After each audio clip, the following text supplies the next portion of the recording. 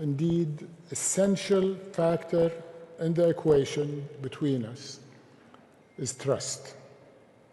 Let's recall that 80 years ago, back in February 1945, when our founding King Abdulaziz bin Saud, rahmatullahi alayh, and American President Franklin D. Roosevelt met.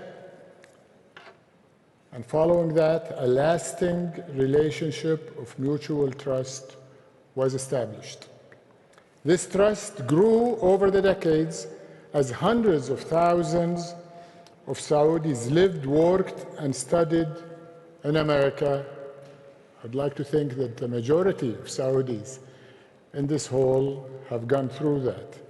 Likewise, we are proud that generations of Americans have come to the kingdom, come to live their lives,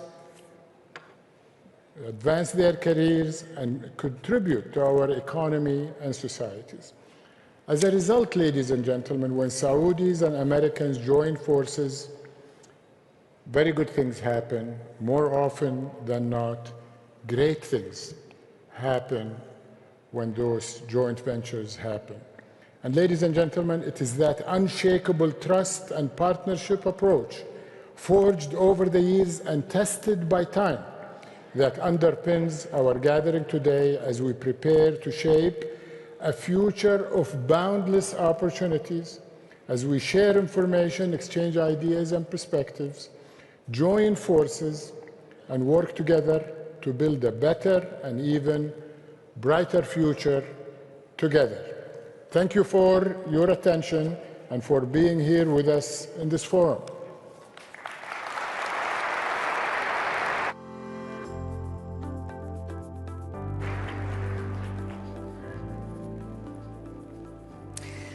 What a momentum. Thank you, Your Excellency, for opening the Saudi-U.S. Investment Forum with such a powerful, forward-looking address, setting the stage for a dynamic day of dialogue and opportunity, highlighting also the strength and depth of the Saudi-U.S.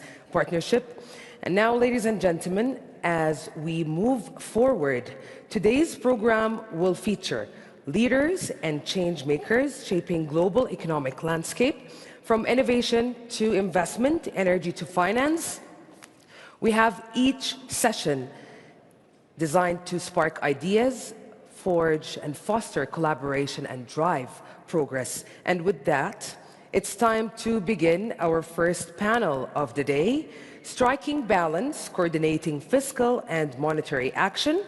To navigate this timely and important discussion, please join me in welcoming our esteemed moderator, Dina Powell-McCormick, President of PTT and MSD Partners, and her distinguished panelists. Welcome, Dina. The stage is yours.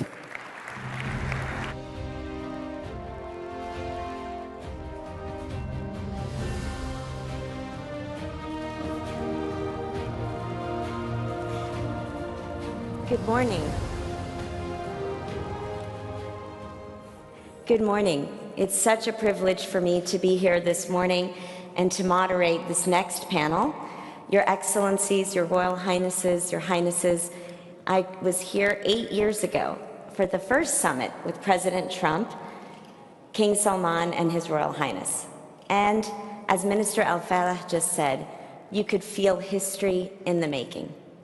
When King Salman and His Royal Highness hosted President Trump in King Abdulaziz's historic home, and we saw the beautiful memories of the historic visit of President FDR, I realized this next period of time is really meaningful for this bilateral relationship, and that proved to be true. The next two speakers that I get to invite are also friends of mine. They're incredible leaders in finance, and today their respective roles as Finance Minister of the Kingdom of Saudi Arabia and Treasury Secretary of the United States could not be more consequential. Ladies and gentlemen, His Excellency Minister Al-Jaddan, Finance Minister of the Kingdom of Saudi Arabia, and the Secretary of the Treasury of the United States, Secretary Scott Bessent.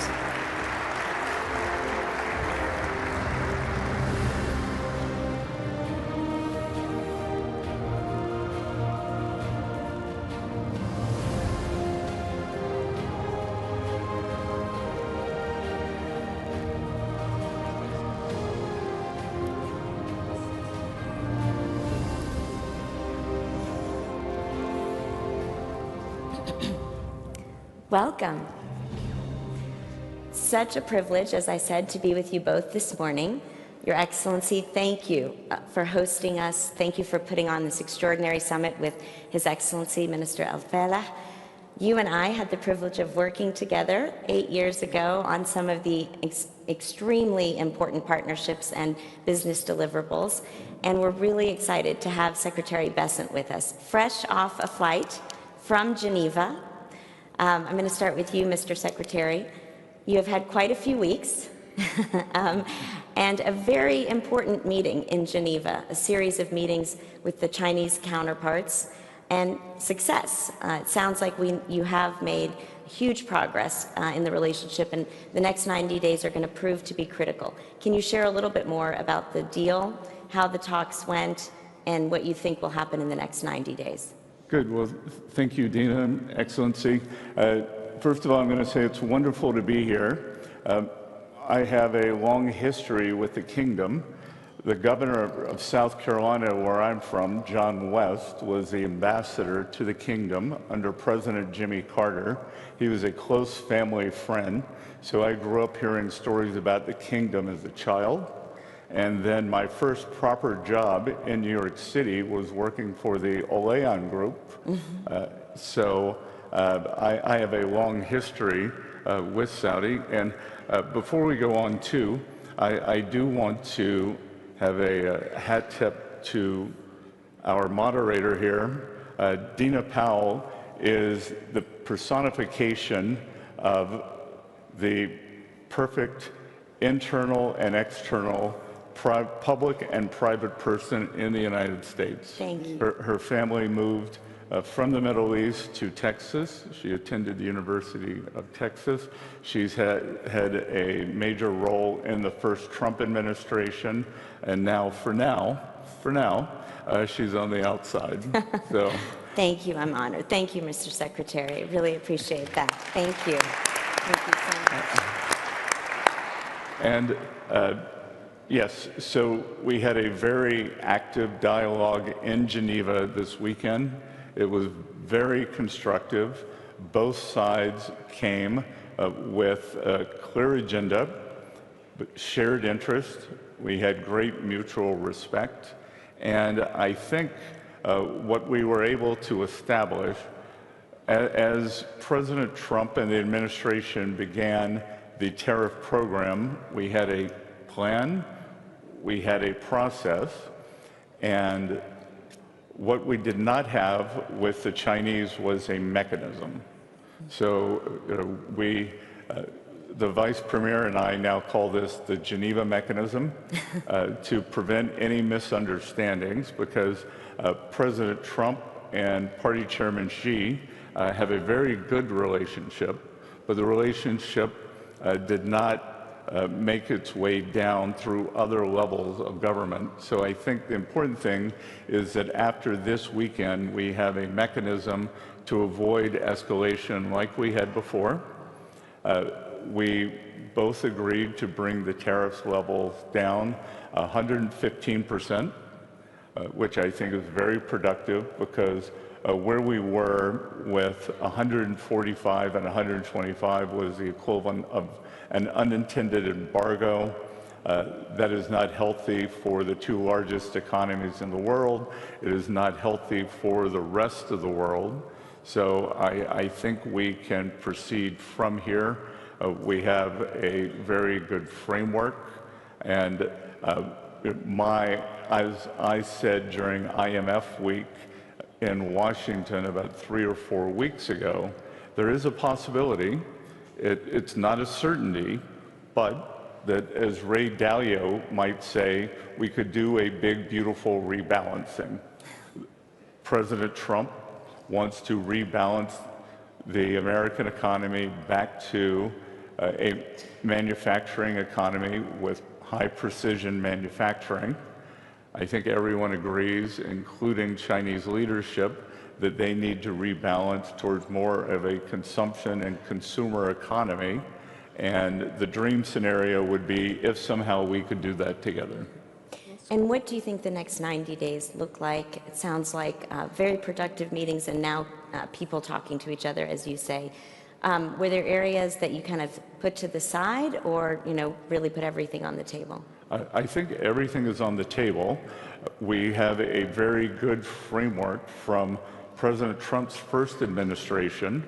There was a treaty that was signed, a trade treaty, a trade agreement that was signed in January 2020. So we're not starting from ground zero. We have a framework, and we can go from there. Obviously, many things have changed over the past 5 years. And look, what we don't want, and both sides agreed, we do not want a generalized decoupling between the two largest economies in the world. What we want is the U.S. is going to decouple in strategic industries, which we saw during COVID. We had become woefully non-self-sufficient. So whether it's medicines, semiconductors, other strategic areas. So the United States will bring those industries home, but the idea isn't a generalized decoupling, and we do have a very large trade deficit with China. That could be solved in many ways, and my hope it is via Chinese buying more American goods and the U.S. selling a kind of opening up of the Chinese consumer, and then that will lead to more fair and balanced trade. One last question on trade. President Trump has tasked you and Ambassador Greer and Secretary Lutnick to look at other countries and hopefully have other deals like you did with the UK. Do you feel good about several of those also coming through in the next period of time? Yes, so I've been focused on the Asia deals, of which obviously China is the largest. We've had very productive discussions with Japan. South Korea is going through a governmental change, but before they went into the election cycle, the South Koreans came with very good proposals.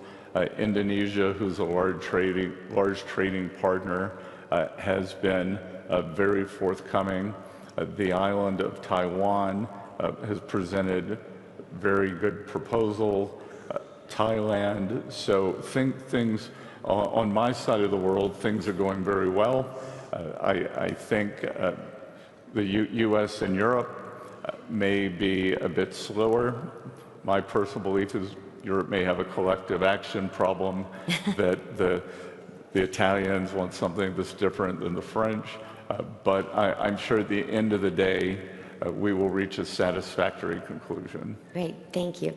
So, Your Excellency, we were talking backstage about 2017, when really not many people in the world had heard about Vision 2030.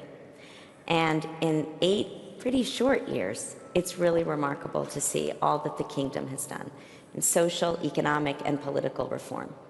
You have been a key leader in diversifying the Saudi economy, in bringing investment here to the kingdom. Give us sort of, in your view, the status of Vision 2030 and the unique partnership between our two economies.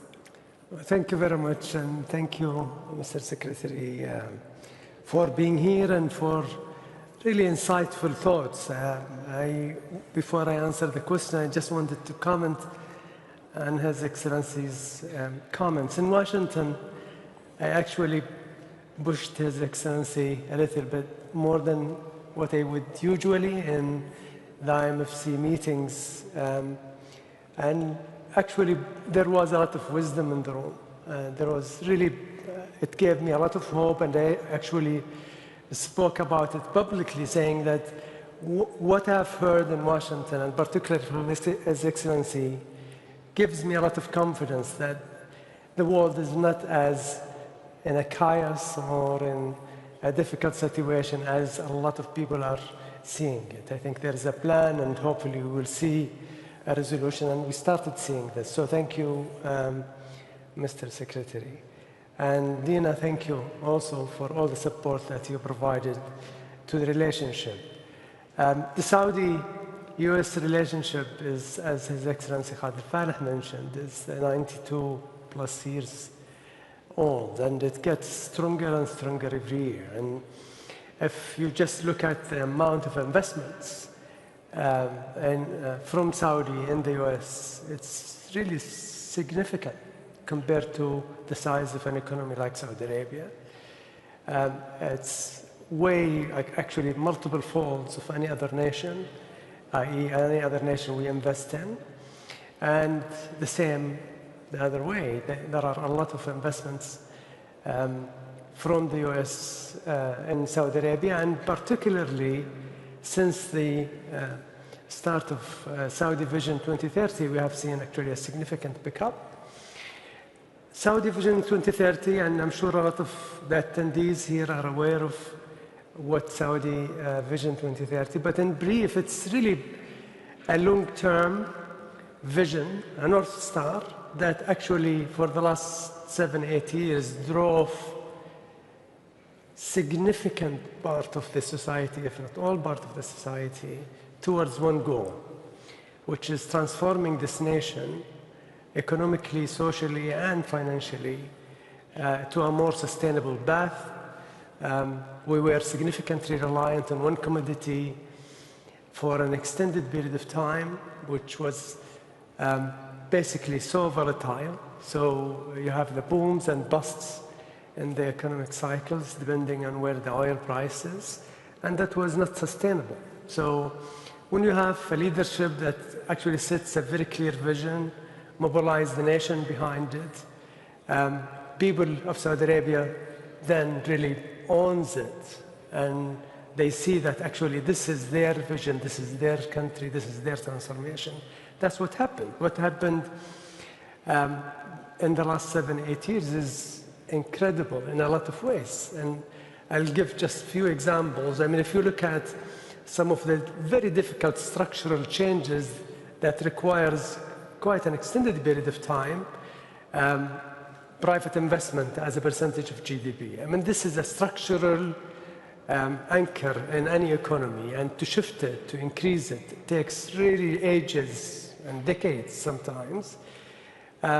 We had more than 50% growth in the private sector investment as a percentage of GDP, from 16, short of 16 to about 23% now. That is significant. Mm-hmm. This is a long-term investment. The capital formation is significant. Unemployment, we have in the last quarter the lowest unemployment in Saudi history ever, 3.5%.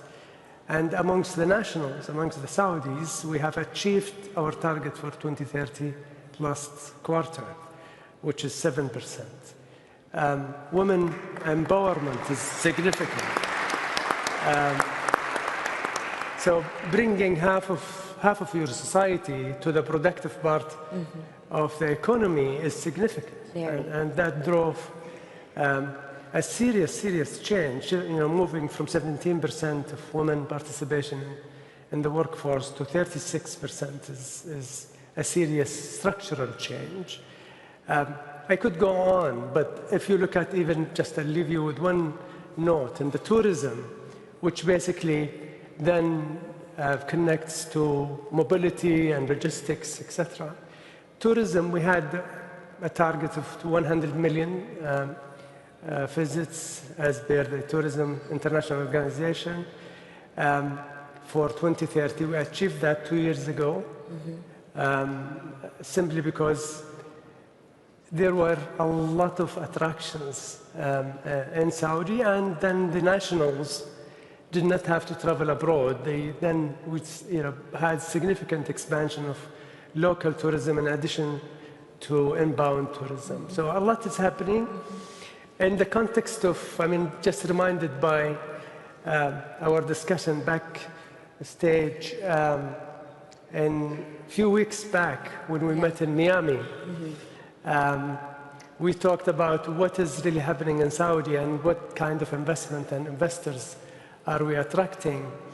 And we touched on the family offices. Families and founders.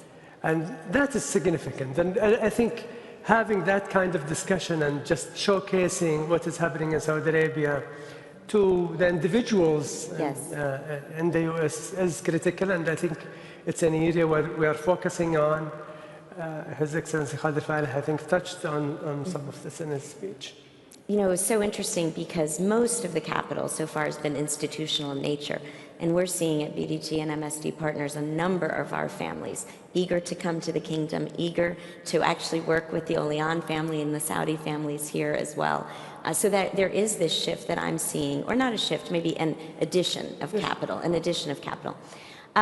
Mr. Secretary, you, most of your life, were an investor. And in fact, you were known as one of the greatest investors of your generation. You saw a few global trends before other people did, made some big bets. Part of that definitionally means you know how to manage volatile markets.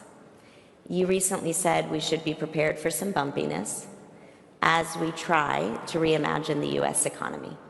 And there are three pillars you have talked about, which is reimagining trade, enacting the tax cuts that President Trump started in 2017, and deregulation. Can you just talk a little bit more about those three? Yes, and I would also say, just to reiterate, the strength of the U.S.-Saudi relationship, that I believe it was my second or third day at my desk, I went around the world, and my first two calls in the evening was to the finance minister in Tokyo. Then the following morning was to His Excellency. So that shows the priorities of the U.S. government. This will be President Trump's first trip. This would have been President Trump's first trip abroad, if not for the death of the Pope. This will be his first state visit. What we are attempting to do in the U.S. is to further create it as the world's premier investment destination. And the Trump economic agenda really consists of three parts. Thus far, we have seen trade, which has gotten most of the publicity, and President Trump wants to reorder the U.S. engagement with other countries. And I will tell you that the tariffs, the non-tariff trade barriers, currency manipulation, and subsidies of labor and capital are coming down quickly.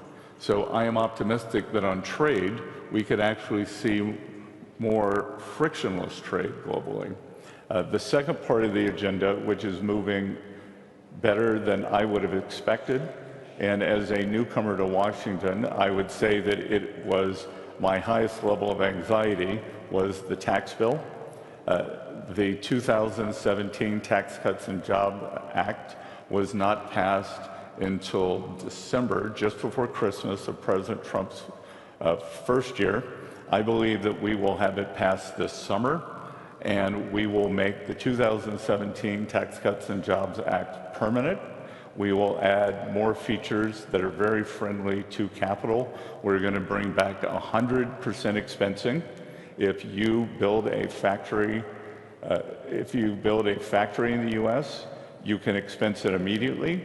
The equipment for that factory can be expensed in the first year, and we think that that will be very powerful. That was the most powerful aspect of driving growth and jobs during President Trump's first term. And I believe that the permanence, so we will no longer be talking about tax cuts. Once this bill becomes permanent, this will be the law of the land for the U.S., and there will be great certainty on the tax side. And then the third side is deregulation. And I think really when I look at the kingdom, when I look at the U.S., the one thing I see is great optimism and a can-do attitude. We've seen it in states, the U.S., we have a federal system, state to state. We've seen it in states like Texas, which has very much a can-do attitude. Florida, we're seeing big migrations there. And what President Trump wants to do is make the rest of the United States more like Texas and Florida, where deregulation is down, permitting time is down. You know, what's the use of saying we're going to be an AI superpower if the permitting takes 3 years? What's the use of saying we want to expand our energy dominance if you can't get pipelines through? So we are going to deregulate substantially. It is also very good for inflation for the American households, because during President Trump's first term, what really generated the non-inflationary growth was there was a demand shock from the tax bill and from that stimulus. It was met with a supply response from deregulation, and you ended up with very strong non-inflationary growth. I think what happened under the Biden administration was you had a demand shock from government spending, and if we have time, we could come back to how we're going to get that down, but it was met with supply constriction, and that's how we got the great inflation of 21, 22, and 23. So we are really setting the stage with the trade, tax, and deregulation for what we think could be will be a very strong period of non-inflationary strong growth. Thank you, and thank you for plugging Texas, where I grew up, but Pennsylvania is very strong too. Pennsylvania is on its way. I'm going to give the last word to His Excellency. I can't believe we're already out of time. Tell us what you think are the biggest opportunities, finance and economic opportunities, job creation opportunities, both in the Kingdom and in the United States, between our two countries. Well, this requires another 2 hours, Dina. I mean, there are a lot, to be honest, there are a lot that can be done. I think the U.S. is the envy and has been the envy of the world in terms of the entrepreneurship spirit, innovation, and technology. And you could see that in the productivity amongst possibly every country in the G20. The U.S. stands out in terms of the growth and productivity. That's an area where we are focusing on and trying to see where we can actually utilize that kind of expertise in the U.S. to fuel the Saudi economy. We have, as few international commentators said, that this is possibly a very bright spot in the internet. If you look at the international map in terms of where the growth is, it's a young population, it's a technology-savvy population, it's a government that is willing to move, it's a government that does not have an ego to change when they think things are not moving in the right direction, and very agile. And I think we have this common features that I think we can, from both sides, benefit from. I would encourage, seriously, I would encourage investors who are not familiar with what is happening in Saudi to actually just have that opportunity to come and visit Saudi Arabia, meet with the Saudi investors and even the young population to see how really very much positive thinking driven this population is. Terrific. Thank you. Thank you both so much for an excellent panel and for starting off the summit so well. We're so grateful. Thank you. Thank you. Standing. Thank you. You guys are great there. Dina. Hello.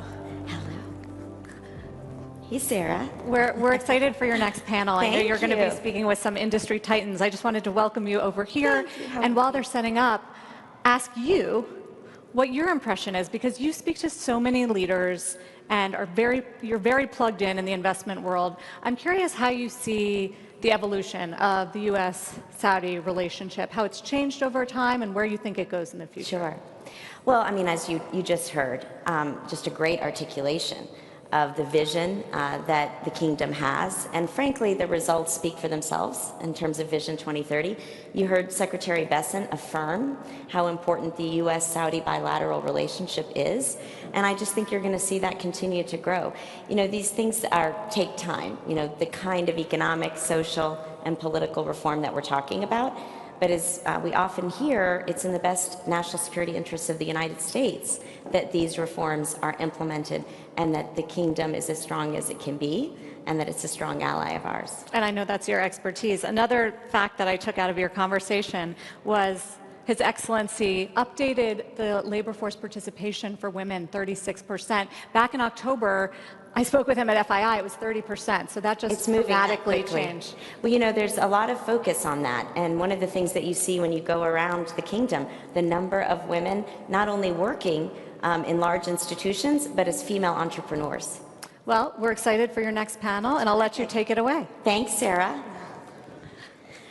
Okay, I'm doing double duty. I think now our panelists are going to come out. Larry Fink, Jane Fraser, Steve Schwarzman. I think they're coming.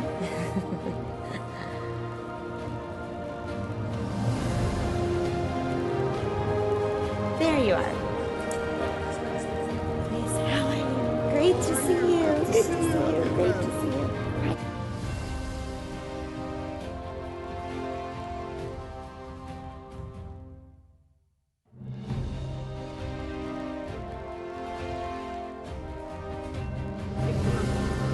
Okay, moving down one.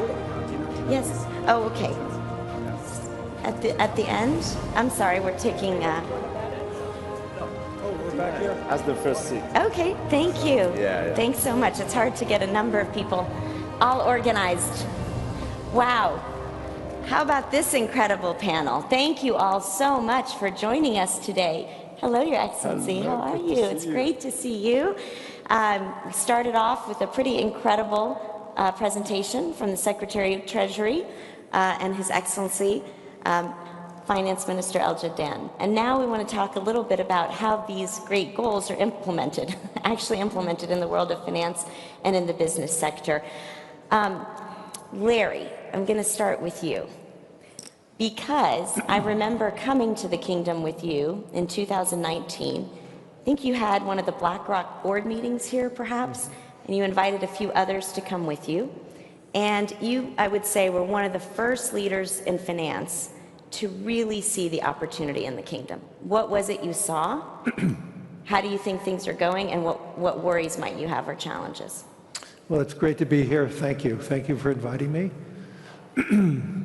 For somebody, I think we were talking about it over a dinner. I've been here over 65 times, over 20 years. And probably the most important characteristic change that we started witnessing around the announcement of Vision 30. So we're on 2017, and then obviously 2 years into it from 19. The kingdom is now taking responsibility for itself. I would say 20 years ago, the kingdom was a follower and maybe lacking self-confidence in its own self.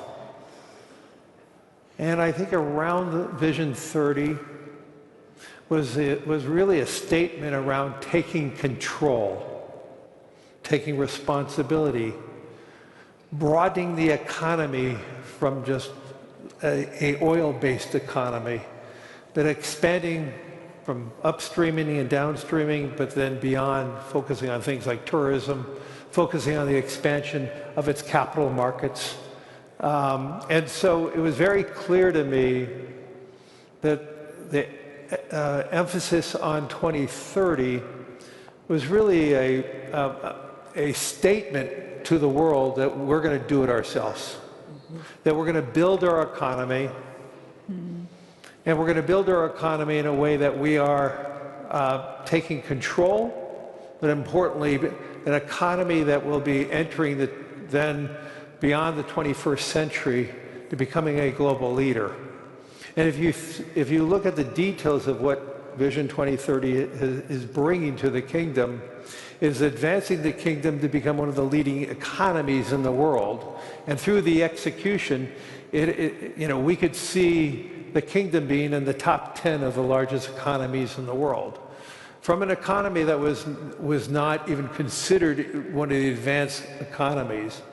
And so today, now 2025, we are seeing the opportunities, not just the kingdom being a big financier overseas, which historically most of the men and women who are coming from finance was trying to get money to take and invest overseas.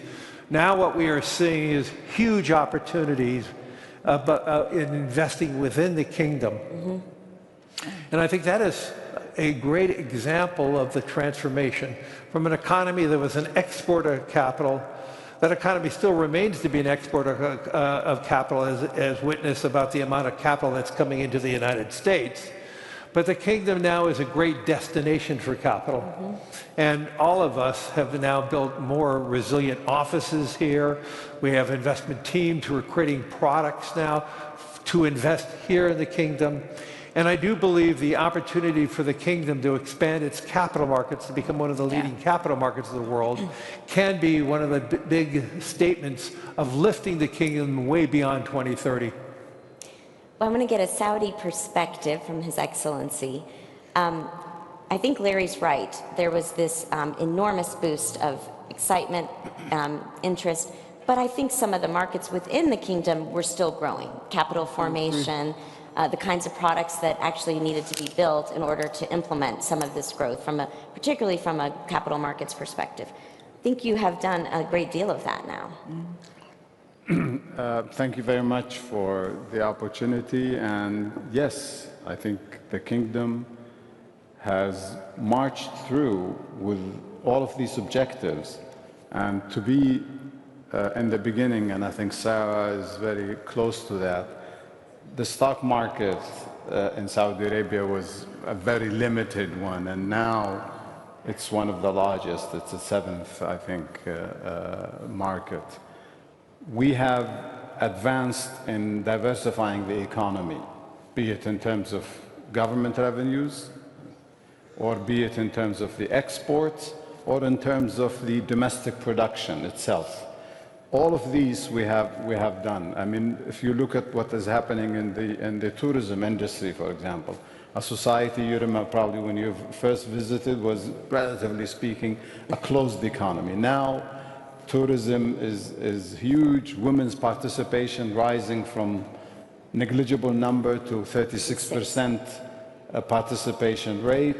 So there has been a lot that has really happened.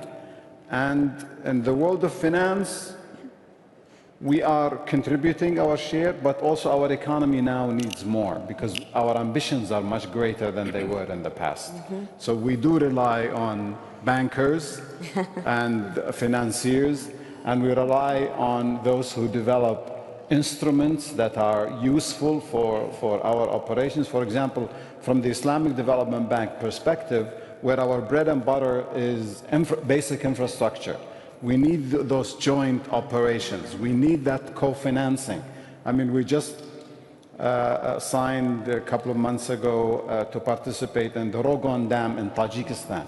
This is a $6 billion project, but it's going to influence the whole Central Asian region. And one lender could not have done it. We were there, the World Bank was there, the Saudi Fund for Development was there, the other Arab lending institutions were there. So it is going to happen, and it will have a huge impact on the development of that country. And I could give you many, many examples like that, where joint financing is done, where cooperation is done, and even instruments are being developed. Instruments are doing, and for example, we have the sukuk. That's our contribution to the world of finance, and I think we only scratched the surface. There's a lot to be done there. I know one of the bankers you rely on is Jane Fraser and her outstanding team at Citi. Also a long history in the kingdom. But I would say I think Citi, under your leadership, has deepened the relationship. Maybe just talk a little bit about that. Oh, it's always wonderful to be back in the kingdom, and thank you so much for the invitation to be here. It's such an exciting time at the moment because you're watching the different ecosystems develop. So having, particularly with what PIF is doing, building out, whether it's in tourism, whether it's in life sciences developing, in gaming and sports, as well as obviously AI, which is opening up so many opportunities. And the piece building on what Larry was talking about, which I think is so wonderful, but also quite remarkable of what the kingdom's done, is this is now mutually beneficial relationship. This isn't the US coming in saying to Saudi what the advice is and what to do. This is about trying to support a partner, but equally a partner supporting the US back home as well. And the different areas that we're seeing is starting to bring new forms of monetization, the securitization market getting built out. I can imagine a next step will be building out a treasury center here. How do we begin deepening and further scaling the capital market, following on the success that you were talking about in the local equity market? So for all of us, it's not just a case of seeing Saudi getting to its rightful place in the global economy, but it's seeing the economy here leading in many of these new ecosystems. And in that sense, I think the innovation is there to be watched, because here is where it's happening. Definitely. In 2018, Steve Schwarzman was here during that summit. And actually, Blackstone announced a very significant partnership with the kingdom, a $20 billion infrastructure fund. And you've also been coming to the kingdom for a long, long time. Give us an update on that initiative. And maybe, because I'm going to give you a tough one, Steve, what challenges do you think we need to be careful of? Well, I've been coming to the kingdom since 1991. So some of you were not born yet. And when I came the first time, it was really an adventure for me. There weren't many U.S. financial people even attempting to come here. Since that time, Riyadh has grown at least 8 times in size. On my first trip, I think about half of the roads were dirt roads. And now you come to Riyadh, it's like a revolution. Everything is new. Everything is modern. When I went to a dinner party, which I normally do when I come here, usually about 40, 50 participants, and at one of the dinners, the person who was in charge of the dinner, hit his glass and said, "How many of you attending grew up without either running water or electricity?" And about 60% of the hands went up. At the same time, we were sitting at a table where CNBC was on video. It was like astonishing.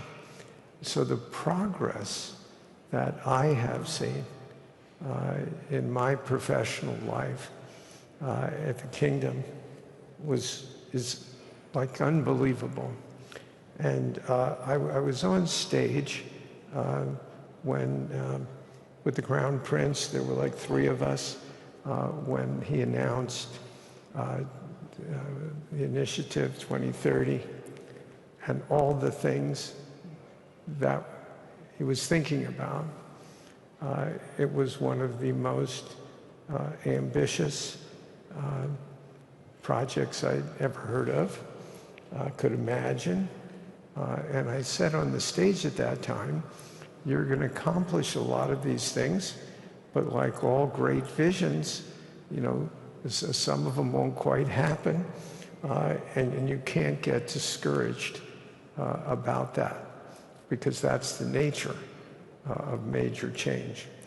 I've watched what's happened since that time, and it's really remarkable how the kingdom has changed. And for those who are attending, most of you aren't aware of that because it's happening to you.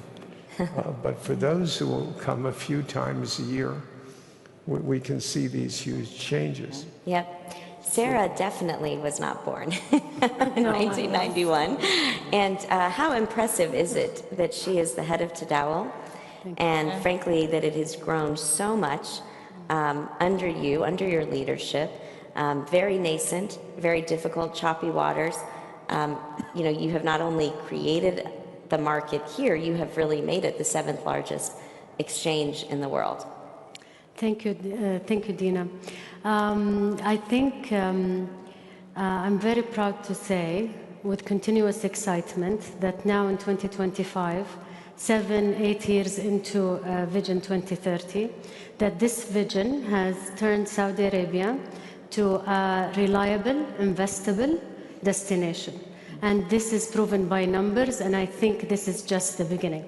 And that is through all the efforts that was been done under the leadership of the kingdom, with the vision and with the financial sector development program, and everyone working in the capital market to actually create a market that is globally integrated, that is open and trustworthy. And that only happened with public-private partnerships. All the reform and regulation was met with serious innovation, whether from the Saudi participant or also many of the international participants, particularly U.S. banks. I can mention Larry here, BlackRock, actually one of the first to launch ETFs. Franklin Templeton, Jenny, also launched a bond fund and ETF last year. I know also Citigroup has just signed also with PIF a new private credit, I think, fund to invest in Saudi, and many others. All this as well happened with a lot of partnership with international partners, but particularly since we are in the Saudi-U.S. Investment Forum, I would like to mention a few examples of a very old relationship. One of them, if we talk about capital market infrastructure, our systems is a partnership between us and NASDAQ that goes more than 20 years back. And now we're working together on upgrading those systems. We have a very advanced stock exchange that was successful in listing the largest listing of Aramco in 2019, where many, I think, and that proven the seriousness of our stock exchange, and that we are at a playing level field with the rest of international stock markets, which also led us to be one of the 10th largest exchanges in the world. Sometimes we're the 10th, sometimes we're the 9th, depending on the day and what you look at. You got promoted to 7 today. Maybe we reached the 7th at a point in time, but I think the latest data, I think we're the 10th or 9th. And in terms of foreign ownership in the market, it was a journey that started from 2015, but was actually accelerated in 2017. Many partners here also with me on stage were part of this. We worked very closely with investors, BlackRock one of them, to actually work with the indices to convince the international community that to be included in the market in the global indices like MSCI, S&P, FTSE, and others, and be part of the global markets. investments. As a result, from zero QFIs in 2017 was the launch. Today we have more than 4,000. And I can say that almost 55% of foreign investment through QFI program in our market is US-based. And this also demonstrates the deepness of this relationship. It really does. I was with His Excellency Minister Al-Farah and Jenny Johnson in LA last week, and he really praised you, your leadership, what Franklin Templeton has done, particularly in the last few years, to double down on your investment here. And I think Sarah describes one of the ways you've done that. What's the rest of kind of the Franklin Templeton investment here in the kingdom? Well, first of all, I was thinking, my first time coming in the kingdom was in 2020, and I've probably been here, I don't know, 15 times. So Larry, even though you're 65, I feel like I'm, catching up on pace. So actually, Franklin Templeton's been in the region for 25 years, and we acquired a company in 2007 that does local equity and fixed income in the region, and so have a pretty big Islamic finance practice. And so actually just last month, we launched a Sukuk private credit. We have a Sharia technology fund. And so not only do we have capabilities, I think, from a global standpoint, but also local. And I think that's really important because part of the opportunity is being able to structure products, and I know that's something that we focus a lot on, that really provide financial inclusion. And so being able to bring in global products, but with kind of a local flavor is important. We opened an office here 2 years ago. We have investment folks in that office, so it's not just a kind of a servicing office, but is a local investment office. And then I would just say that to Larry's point about the kingdom, first of all, I did bring my executive committee here, and they are global investors, and they were shocked by the pace of change. And of course, I looked at them and said, your job is to actually see these things in advance, but you have to be here because honestly, people's view is like they've never seen a country evolve so and transform so dramatically, so quickly. But to the point that Larry was making around the investment, we used to always come here because you wanted to find dollars to invest outside, and now it's about, with 50% of the economy non-oil, it's about the great opportunities inside the country that gets really interesting. And it's also obviously been a pretty stable time from a global markets perspective. And so when I come back to Larry, you heard Secretary Bessent kind of articulate the economic agenda that President Trump is trying to implement. After Geneva, what did he call it? The Geneva mechanism. The markets went wild and have, I think, continued to stay strong today or overnight. What are you worried about volatility? What are you worried about in the next 90 days and beyond? And I want each of you to think about it from your perspective. Well, I really don't care about the next 90 days. But let me be clear. The markets are fine.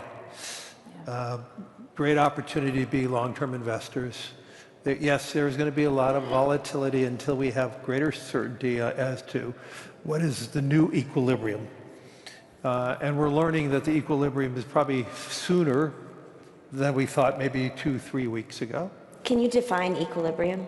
Well, I think equilibrium is we know world order. We understand what the U.S. is trying to do in terms of trying to reorder how trade is being done. And I think once we have that certainty, and the markets need certainty, I think you're going to have some of the, well, in Europe, there's $12 trillion of money sitting in bank accounts in Europe. In the United States, there's $11 trillion sitting in money market funds. When there is that uncertainty, you're going to keep more and more money in cash, and that's what we've witnessed. In addition, because of the uncertainty and maybe an over-optimism about the United States, we've seen modest reallocation out of the United States into other economies, especially Europe. But we still see global investors overweighting the U.S., And overall, most investors are still underweighted Europe, but less underweighted today. I think one of the key characteristics is going to see, are we going to start seeing more and more money coming into this region over time? Money going back into Asia, India, Japan. But I think we are going to be in a period of uncertainty, and we're going to have to start focusing on the role of deficits, which are not part of any conversation. And let's be clear, the U.S. deficits are an issue. The U.S., and as I wrote in an editorial on Election Day in the Wall Street Journal, the U.S. economy needs a 3% growth rate to overcome its deficits. And I do believe what President Trump is trying to do, I believe consistent with what the kingdom is trying to do, they're trying to create more public-private investing. And I think that'll be the characteristic that we're all going to be watching. So yes, we're going to have volatility in the next 90 days, but the big thing that I'll be watching, are we going to be able to see in every economy the opportunity for more active private investments? What I'm afraid of, we've relied too much here in the kingdom and in the United States, too much public investments. The vitality of any economy is based on private investing in the long run. That's what we all should be watching. Well, Mr. Chairman, you have a unique vantage point as chair of the Islamic Development Bank, which in many ways is definitionally public and private. How has volatility impacted the bank? Not too much, but it has affected us in the sense that our partners in development are reconsidering because of the availability of funding, because of the concerns about the long-term sustainability of the programs that we've had for a while. For example, USAID has been a great partner in many of the things that were done. Now, what is going to happen is something else going to replace it. We also talk to our partners in the various 57 member countries, and they are asking us, is the dollar going to continue to be the currency that the Islamic Development Bank will use? And we say, yes, it will be. But the fact that they ask this question makes us worry. We need that predictability. We need that certainty. We need that calmness that we have had for a long time and should continue with us for the future, because too many unknowns make it more difficult to plan. And our business, as I said, is basic infrastructure. That's a long-term investment. Definitionally long-term. And it needs all that long-term certainty, at least predictability. Uncertainty we can deal with. Unpredictability is the problem. And Sarah, are you seeing that too? Yes, of course. We're part of the global markets, and we are affected by volatility as well. Maybe our market is a little bit, in the past month or so, a little bit less volatile than others. However, certainty is important, but also volatility creates opportunities sometimes. So for us, that's just the nature of our business. So I want to make sure on this point to hear from Steve and Jane and Jenny. Steve, just recently I heard you say exactly what Sarah just said. This is sometime with volatility comes opportunity, and it's when Blackstone pounces. So what are the areas that you see that could become opportunities? I know data centers, of course, has always been in your portfolio. I think you're the largest infrastructure data center investor. Right. Well, I guess two things. First, to finish up the question you asked the first time when we got $20 billion, how have we done? I wasn't trying to avoid that question.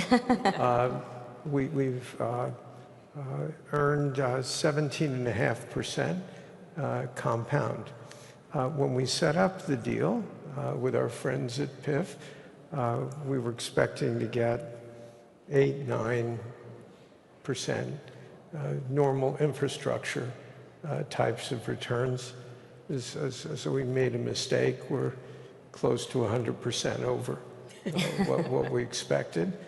So we have a lot of happy friends, and we're very pleased with what we've done. In terms of what we're looking at now, as major themes, there are two things in there interrelated. One is in the data center world. At Blackstone, we're the #1 developer of data centers in the world and the #1 owner of data centers. And what happens when you create data centers, principally for AI, although also for the cloud, they make enormous demands on the electric grid, electric system. And in the developed world, we're in danger of running out of electricity. I know that sounds a little, hyperbolic. That may change as semiconductors become much more efficient. But in today's world, if you were to straight line it, you'd be really browning out in a lot of places in 5 years, is sort of the projection.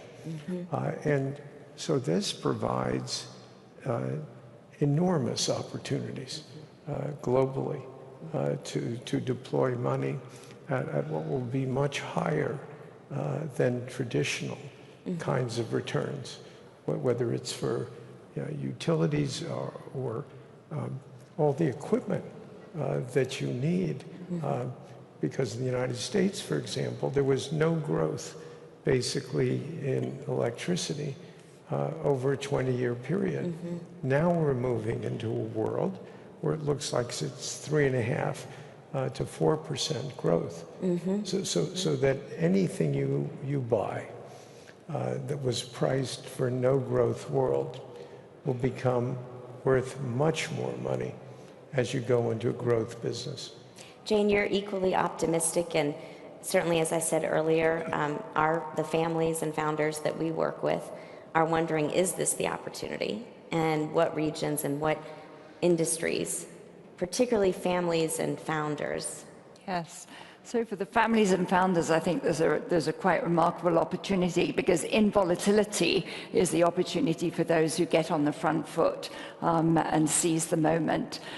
Here in the kingdom, as we've talked about, there are a lot of domestic opportunities. We're now in an era of more of national self-interest than the big global focus that has been. Our encouragement would be, look at where are the new emerging industries that are coming through, the innovation that's happening in the life sciences space, what's happening in gaming, unleashing the female entrepreneur. I think we're already seeing some of the opportunities that are happening here in the kingdom from that. And I would say keep going, ladies, on that front.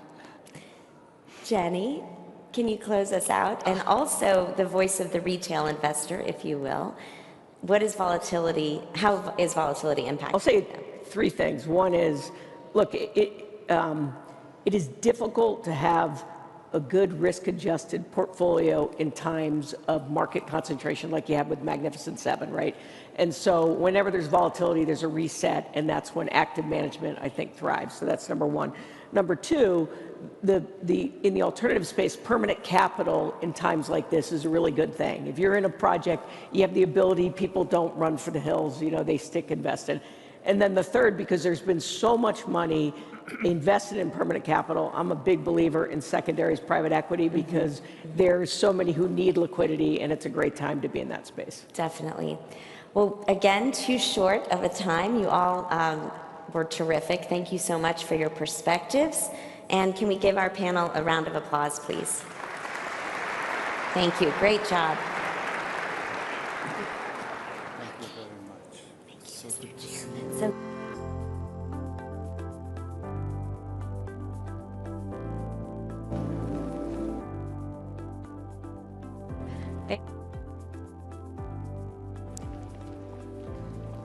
Thank you, Dina. Well, as you just heard, a healthy financial system as well as a supportive government are the underpinnings for a vibrant and game-changing technology sector. This is the exciting part where we get to talk AI. It's a major discussion point between our two countries right now, our AI future, and the imperative of technology and AI for growth, for security, for our shared aspiration for leadership. I just want to read for you a few headlines just to set the stage for our next conversation. So just in the last few months, Qualcomm and Aramco Digital introduced the world's first 5G AI-enabled industrial smartphone. Google's new AI hub in Saudi Arabia aims to add $71 billion to the local economy. Riyadh Air and IBM forge AI-driven partnership to revolutionize aviation. And Saudi Arabia's NEOM signs a $5 billion deal for AI center with Data Vault. You're going to hear from some of these leaders a little bit later on, but just to set the stage as far as what the government can do to help foster this kind of game-changing innovation, I'd like to welcome our two next guests, His Excellency Engineer Abdullah Al-Swaha, Minister of Communications and Information Technology for Saudi Arabia, and David Sachs, White House AI and Crypto Czar.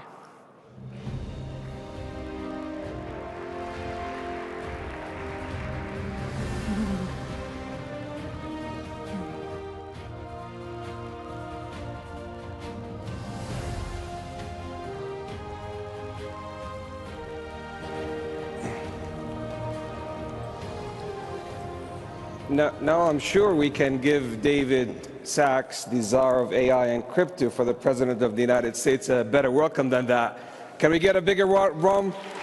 There you go, there you go, there you go. So David, thank you so much for joining us. Well, thank you for having me. You've just been an incredible host, my friend, and it's been really incredible to see your country. You gave me the most incredible tour of the high-tech sector of Saudi Arabia yesterday, and it's truly impressive what your country is doing to create opportunities for entrepreneurs. I'd say including and especially women. I was very impressed to meet a number of female entrepreneurs yesterday at the garage at your startup incubator. So it's been very impressive to see. You're too kind. What a wonderful introduction. So David, yesterday, Your Excellency, we had the absolute wonderful opportunity to cement the partnership, more than 90 years of a relationship, a strategic alliance between the U.S. and Saudi Arabia and the U.S., to move and foster from an energy-based economy. Today we fuel roughly 20% of the global mix, moving to the digital economy, and you just have recognized our women empowerment in tech, 36%. Can we get a big round of applause for all the amazing women fueling our digital economy and being named #1, #2 consecutively by ITU, the World Bank, the World Economic Forum? Fast forward to the intelligent age. The intelligent age, yesterday, we showed you how we're leveraging our energy, our capital, our land, captive market to push activation, acceleration, and adoption. The lowest price point for training, inference, and some of the world-leading examples in generative AI, in healthcare, sickle cell disease, agentic AI, transforming both the wonderful PIF portfolio and our government efficiency, and adoption led by Aramco with their Meta Brain, the corrosion. Tell me about your reflections. Well, when we were doing the tour yesterday of the startup garage, one of the things that we saw, which wasn't, I think, planned or on the tour, is we saw a whiteboard that someone had drawn a diagram for Model Context Protocol, or MCP. I don't know if people here know what MCP is, but it's catching fire in the world of AI, and it showed that your founders and entrepreneurs are really on the cutting edge of what's happening with AI.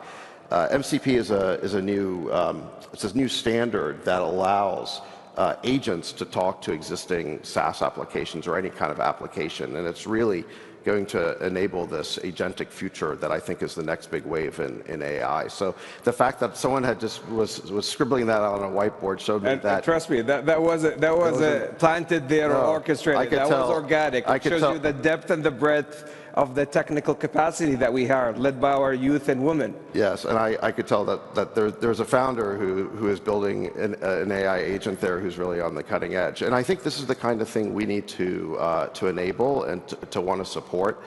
The thing that I've learned in Silicon Valley over the past 25 years is that every successful company in Silicon Valley gets to be that way by creating an ecosystem.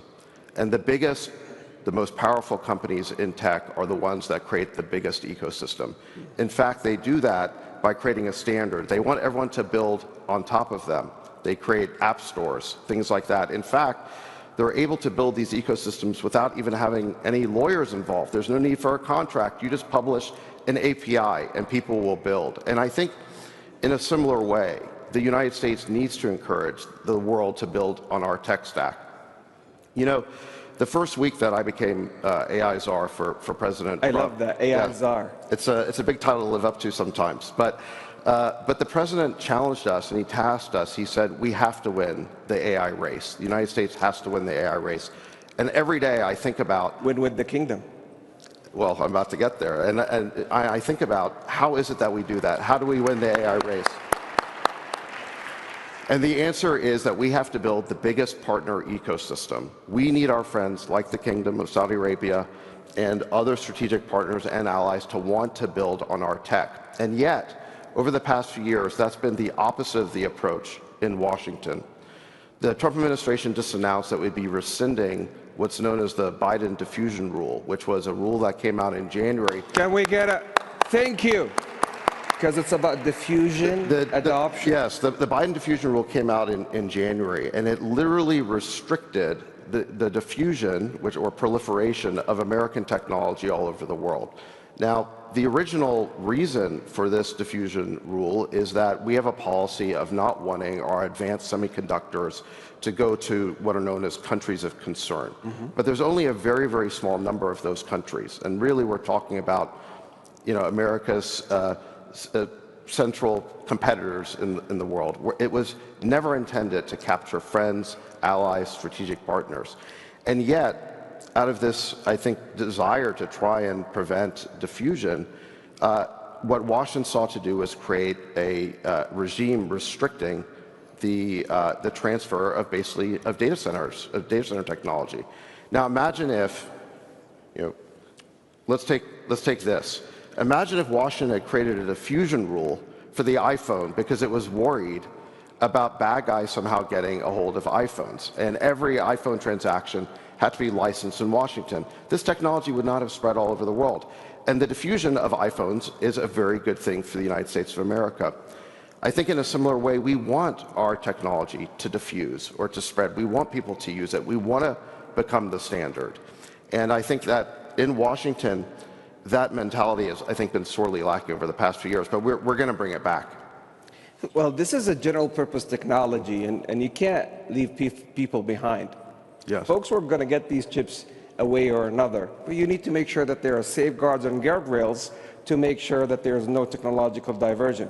And if I take the Kingdom of Saudi Arabia, we've had your mainframe, for example, back then it used to be called the supercomputer, since 1947 in Aramco, and they had protocols on how to protect it, diversion to any specific nation.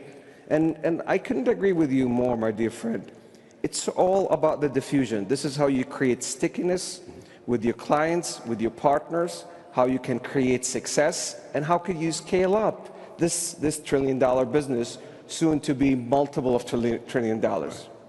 Let me speak to that risk of diversion for a second. So you're absolutely right. It's not an issue with a friend like Saudi Arabia at all. Thank you. But I think that in general, I think that there's a great deal of misunderstanding about the diversion of GPUs.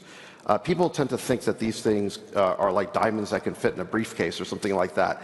That's an antiquated understanding now of the type of technology we're talking about. What we're really talking about here are servers that incorporate GPUs, and in fact, we're talking about server racks. The latest NVIDIA product called NVL72 is a server cabinet that contains 72 super chips. It's stacked 8 feet high and weighs 3,600 pounds. Okay, this is not something that can be smuggled in a briefcase. And the truth is that you need thousands of these things to create a supercluster that could be a national security threat to the United States. So the policy objective of preventing diversion to countries of concerns is an absolutely important objective of the United States, but it is not a difficult one to achieve. The truth of the matter is that all one would have to do is send someone to a data center and count the server racks to make sure that the chips are still there. And so we act like this is something where we need to shut down every data center in the world unless it specifically goes through Washington. This is not the case. We can manage this problem of diversion without stopping the diffusion of American technology. Well, David, you've seen it yesterday, how U.S. technologies have helped us deliver a passport within 5 minutes. You said to me, we're going to soon see that in other economies as well. How you could renew your license, how you could do all of your different digital services in a cashless society as well, from the digital age and in the intelligent age. We've showed you firsthand how we're creating nanorobots with CRISPR technology, leveraging generative AI to tackle sickle cell disease, bad cholesterol, have targeted gene therapy, which is remarkable, reducing the cost to treat a patient from $2.2 million to just sub $100,000. Think about the remarkable work that we're doing in agentic AI, helping Aramco energize the world, which we need to fuel the U.S. ambition and Saudi's ambition in AI training and inference, because we're going to converge not only to the price point of electronics, but it's really the price points of electrons. In the kingdom today, in renewable, in the last bid, we had a single cents per kilowatt hour at generation. We continue to push the needle on the lowest price point per million token, input and output. We've just released it in Dammam, which is quite remarkable. And we're pushing also on physical AI with the first fully robotics heart transplant. So you're seeing it in essence that you're joining hands with a reliable partner that is all about the great good of diffusion and adoption of these technologies for the greater good of the people, planet, and prosperity. My good friend, we could not be more proud of our partnership. And as we say in Saudi, once we partner for a lifetime. Thank you, my friend. Thank you. Absolutely. Thank you. Give it to David Sachs, please. Thank you. Thank you. Please, Your Excellency.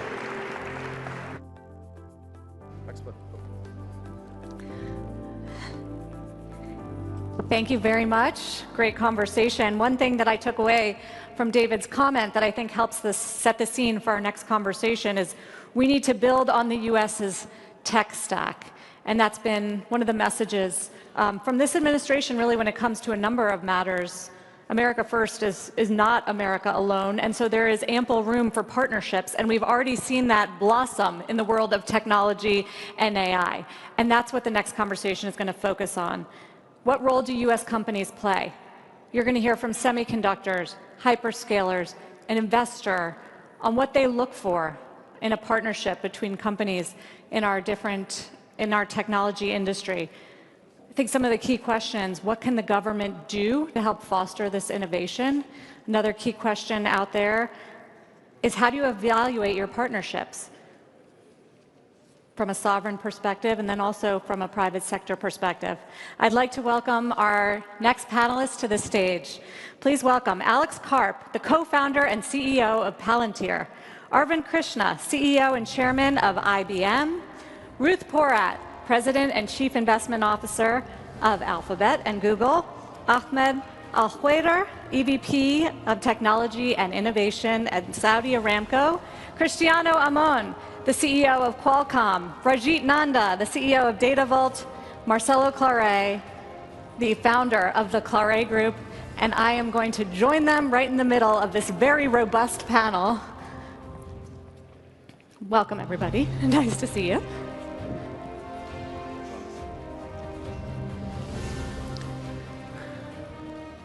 So thank you all for being here. I think it's a real testament to some of the excitement around AI here in the kingdom and some of the partnerships that you are announcing, have already announced.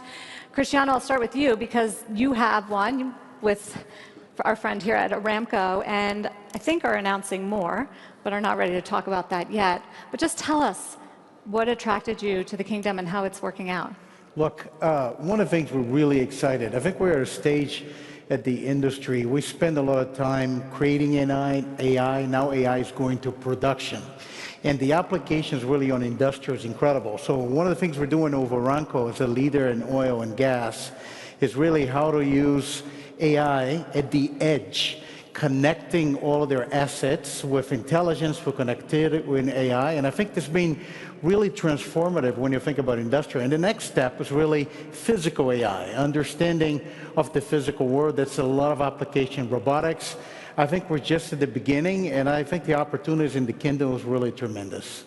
So, I mean, Ahmed, as the Aramco technology chief, I wonder what you look for. You have partnerships not just with Qualcomm, with AMD, with Grok, with so many tech companies. Yeah. What do you look for, and how is Aramco becoming an AI company? We think of it as a global oil producer. True. So, I mean, everybody's going to become an AI company. The world is being transformed by AI. And what we look for in partners is those with really scale, the capability to scale, and the capability and the real deep technical knowledge. So a lot of what's happening now is the value from AI. The real, I think, challenging value is how to get the physical world and create improvement and value from that. And that's where we are focused. We have tremendous amounts of data, 10 billion data points from our facilities around the world every day. And that data, that physical data, is what we are really delivering to our partners to be able to create models that can really create true value from and actually have impact in the business. And so that's where I think we're different. We also have, I think, the physical knowledge, the real scientific knowledge to put that data to use. That's where we look for partners with those kind of depth and scale. Ruth, I mentioned earlier the big Google announcement a few months ago to build basically an AI center and add $71 billion to the economy here. How's that going? Well, it's going well. Building off of the prior comments, we've been invested in the kingdom for quite some time and really started to build up our cloud and AI capabilities back in 2021. Very proud of the work that we're doing with Aramco. And as we sit here at this moment in history where there's such extraordinary upside from AI, economic upsides, delivery of healthcare, education, breakthroughs in science, cyber, we looked at how could we expand in support of Vision 2030 and started with the idea of just a data center, and then, to your point, said, let's take a full stack approach and let's focus on how can we maximize the economic and social benefit to the kingdom. And so what we're doing is building out data centers. It's bringing GPUs and proprietary Google TPUs here. It's about the Gemini model, Google's most advanced AI model, Gemini, that's now in 16 Arabic dialects. It's the ability to unlock that so that we can truly help in the kingdom and outside of the kingdom to deliver on the promise of what is AI, and very importantly, this notion of concentric circles. It's not just serving customers in the kingdom, but what are the geographic concentric circles out that want to bring their work here. And importantly to it, in discussions with PIF and now with Humane, the goal is let's make sure that we're also focused on human capital investment, not just technical infrastructure investment. And so what is it that we can do across the suite of education that helps people prepare for what this new set of opportunities is, from the earliest years all the way through to job skilling. So we're very excited about the holistic, what we're calling Global AI Hub, and the work that we've been doing most recently with Humane, started with PIF to be able to deliver it, and we're motoring through. Yeah, we're going to hear a lot more about Humane later in the day. Arvind, you also have a AI hub here, I believe, and are hiring a lot of local talent. What are you finding? Look, first, we are committed to the economic development, and that is mutual between the Saudi and the U.S. And we heard a lot of comments on that earlier from the Secretary and His Excellency, the Minister of Finance. We are very proud. Our relationship with Aramco actually goes back almost 80 years. Both of us did mutual benefits to help Aramco grow in the beginning, and certainly that was a benefit to us also. We are one of the unique ones who decided to set up R&D here in the kingdom. So it's not just a deployment hub, it's R&D. and about 80% of the talent is actually sourced locally for R&D. So we're helping build AI that actually we take globally from here. In addition, we are committing to skill 1 million Saudis on AI and technology. That's not by ourselves, let me be clear. That'll be in conjunction with Sadaya and with others in the kingdom. And we are very, very excited about what we can do to some of the points Ahmed just said about leveraging some of that knowledge and that data, but to help monetize it then globally. More on that to come. Alex, I've heard you say before that the countries utilizing AI the best right now, its fullest potential, are the U.S. and in the Middle East. So I wondered if you could expand on that and relate it to what we're seeing here in the kingdom. Well, I'm delighted to be here. I've been coming here for a long time, and it's a country of very warm, decent, highly competent people, and it's on fire. And you know, when I got here this time, I sat down with, we hire basically our 22-year-old engineers. They look like 16, and I asked them, well, you know, what's going on here? And they were like, our counterparties are very strong, and they're very patriotic, which we like. It's very hard to organize things in cultures with no end goal. And so what you're seeing on the ground, if you're looking at actual value creation in the physical world that can be quantified, i.e. AI that's not a joke, you're seeing a receptivity in this region, especially in the kingdom, but the receptivity is on the back of people who have a deep tradition in engineering excellence and, quite frankly, believe in their own future. And so obviously the great contradistinction here is Europe, where you know, it's like people have given up. And I really hope that turns around in Europe. But for now, what you're seeing is and an openness to new ways of doing things, meritocracy. You know, people underestimate, if you want to do engineering meritocracy, you're much better off here than almost any place in the world. And that ethos and that competence is going to lead to a massive outperformance. And in part because people who don't have it really underestimate what's going to happen here. And so I mean, I'm very enthusiastic, and I also kind of like the people here, so that helps. It's a cultural fit for you. I like the jab at Europe as well.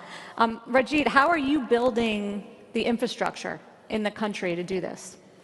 Yeah, thank you. It's a pleasure to be here. Look, at Data Vault, what we are doing as a Saudi company is primarily leveraging of what the kingdom has to offer in terms of building this critical infrastructure at scale, at pace, and at the lowest cost of compute.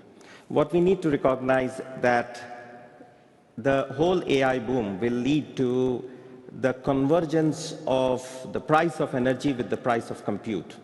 And the beauty of the kingdom is it has already established itself as the green capital of the world. And energy is produced at the lowest cost, especially renewable energy. And at Oxagon in NEOM, what we are doing is we are building the world's largest AI factory, a 1.5 gigawatt factory, AI factory, the first phase of which is commencing construction in a couple of months from now, $5 billion. And we basically are positioning the kingdom going forward to become the inference capital of the world.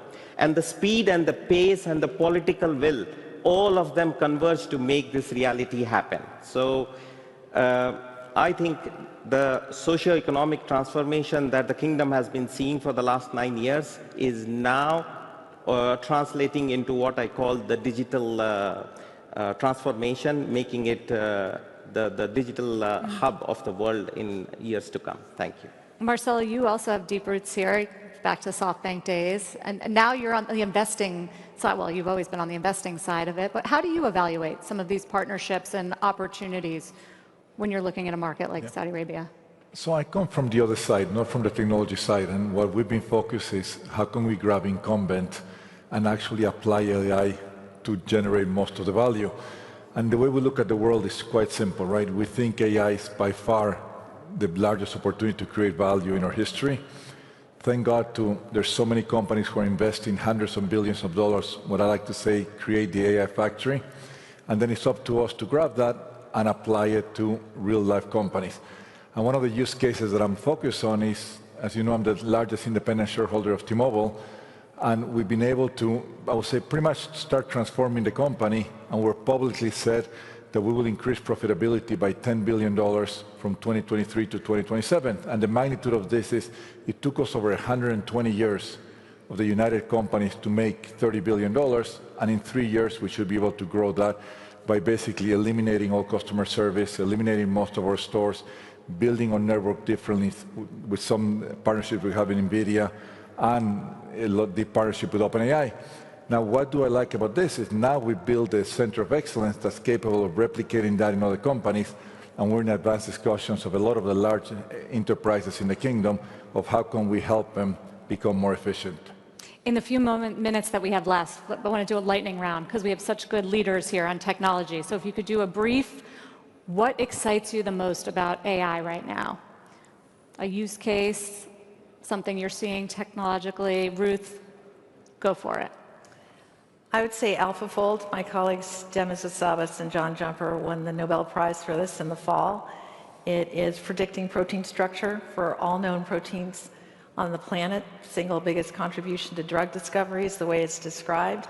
And since I was here for FII in the fall, Demis has already come out and said we expect we'll see an AI drug in front of the FDA in the near term. So the pace of change is extraordinary. What it means for all of us is extraordinary. And I think it's also a model for how audaciously we should all think about the opportunity with AI. Rajit?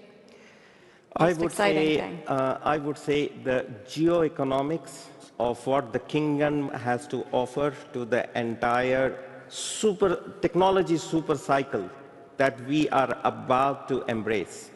This is the biggest opportunity. This is the biggest point of excitement. Arvind? AI applied to programming. You're going to find programmers are going to become twice as productive, which means there will be more of them, not fewer of them. Said from a programmer himself. Yes. Alex? It's a very unfair revolution, and there are going to be massive winners, and making sure the winners are the good people and the losers aren't. That's what excites you. No. Marcella? To me, healthcare, I look at AI as the great equalizer. In the US, we have a company called K-Health that serves as the primary care physician, basically diagnosing and prescribing patients. So my big dream is, imagine grabbing that app and send it to emerging countries so everybody can have the same quality of health that we have in countries like the US, all over the world, through an app. And because today, when you go to a lot of our countries, people go to a pharmacy, and the pharmacist is like the doctor trying to prescribe. And I think this would change the way healthcare is delivered in emerging markets. And to me, it's the great equalizer. Cristiano? So I won't pick a particular industry, but one thing that we're incredibly excited about AI. When we think about personal computing, every generation of change in the human-computer interaction drove a phenomenal change, from the initial keyboard to mouse to touch. One thing that AI is doing right now, as computers now understand human language, is fundamentally change how we interact with any computer, and I think we're very excited about that change that is coming. Ahmed?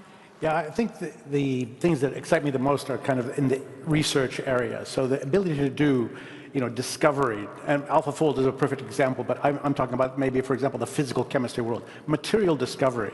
There's just so many possibilities of taking all the science and knowledge of humanity and accelerating that experimentation process, which we're going to be able to do today. I mean, we are already finding huge results. AlphaFold's a great example.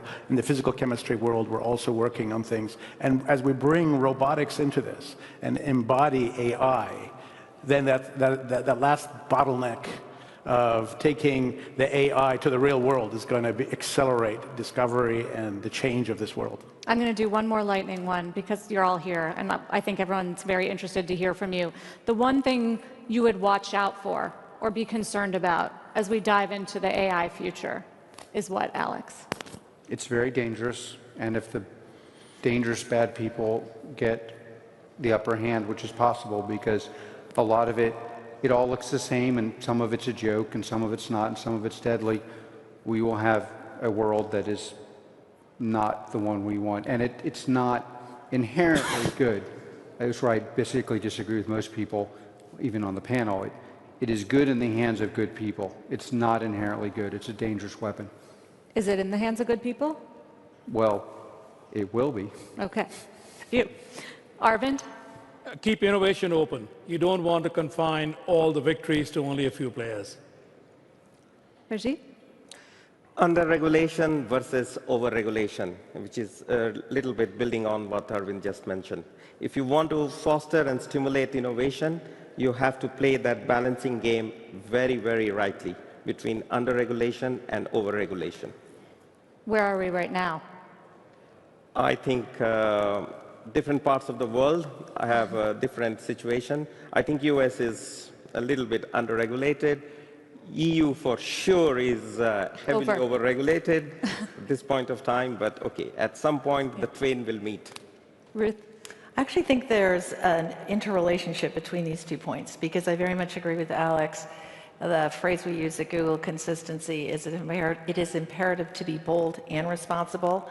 We must protect from the downside in order to have the right and the opportunity to focus on the upside and deliver. And the only way to address some of the biggest social inequities and to deliver solutions, I think, is with AI, but you've got to protect on the downside.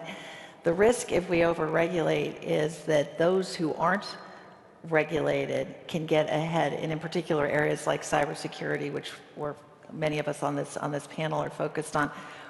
It needs to similarly be a responsible approach to regulation, so we're not restraining it too much in order to protect against this downside risk. And I think Alex is very much right. It's something that we need to collectively stay vigilant about. Ahmed, what worries you? I mean, I agree with Alex and all that there is potential. Like we've been here before, there's been many other technologies which have been at the same kind of position. Maybe different, I don't know. But I think democratization is the solution. Really, the availability to all really does prevent the misuse by some. Because it really, it means that there's potential others will have similar capabilities. So I think the open source is a fantastic solution. It opens everybody's eyes. There's transparency, and that's where I think we need to go. Cristiano. I think I agree with him on the solution. I think one of the things we need to make sure happens is so impactful to so many industries. We need to make sure that every industry has the opportunity to innovate and use AI. Well, that's also good for your business. Marcelo, what worries you? Worries me that there's not enough people or companies who truly understand the power of AI, and if they don't act, they will disappear or they will stay behind. So it's a great opportunity for the leaders who adopt it, and there will be so many who are just doing use cases, who are doing proof of concept, and they will stay behind, and some companies will disappear. But we're all AI optimists on the stage, right? I don't know about you. Would you call yourself an AI optimist? Realist. Realist. Everybody else is an AI optimist because it relates to their business and the economy. Thank you all very much for a great session. We got a lot in a short amount of time. We appreciate it. Great stuff. Thank you. Thank you. Thank you.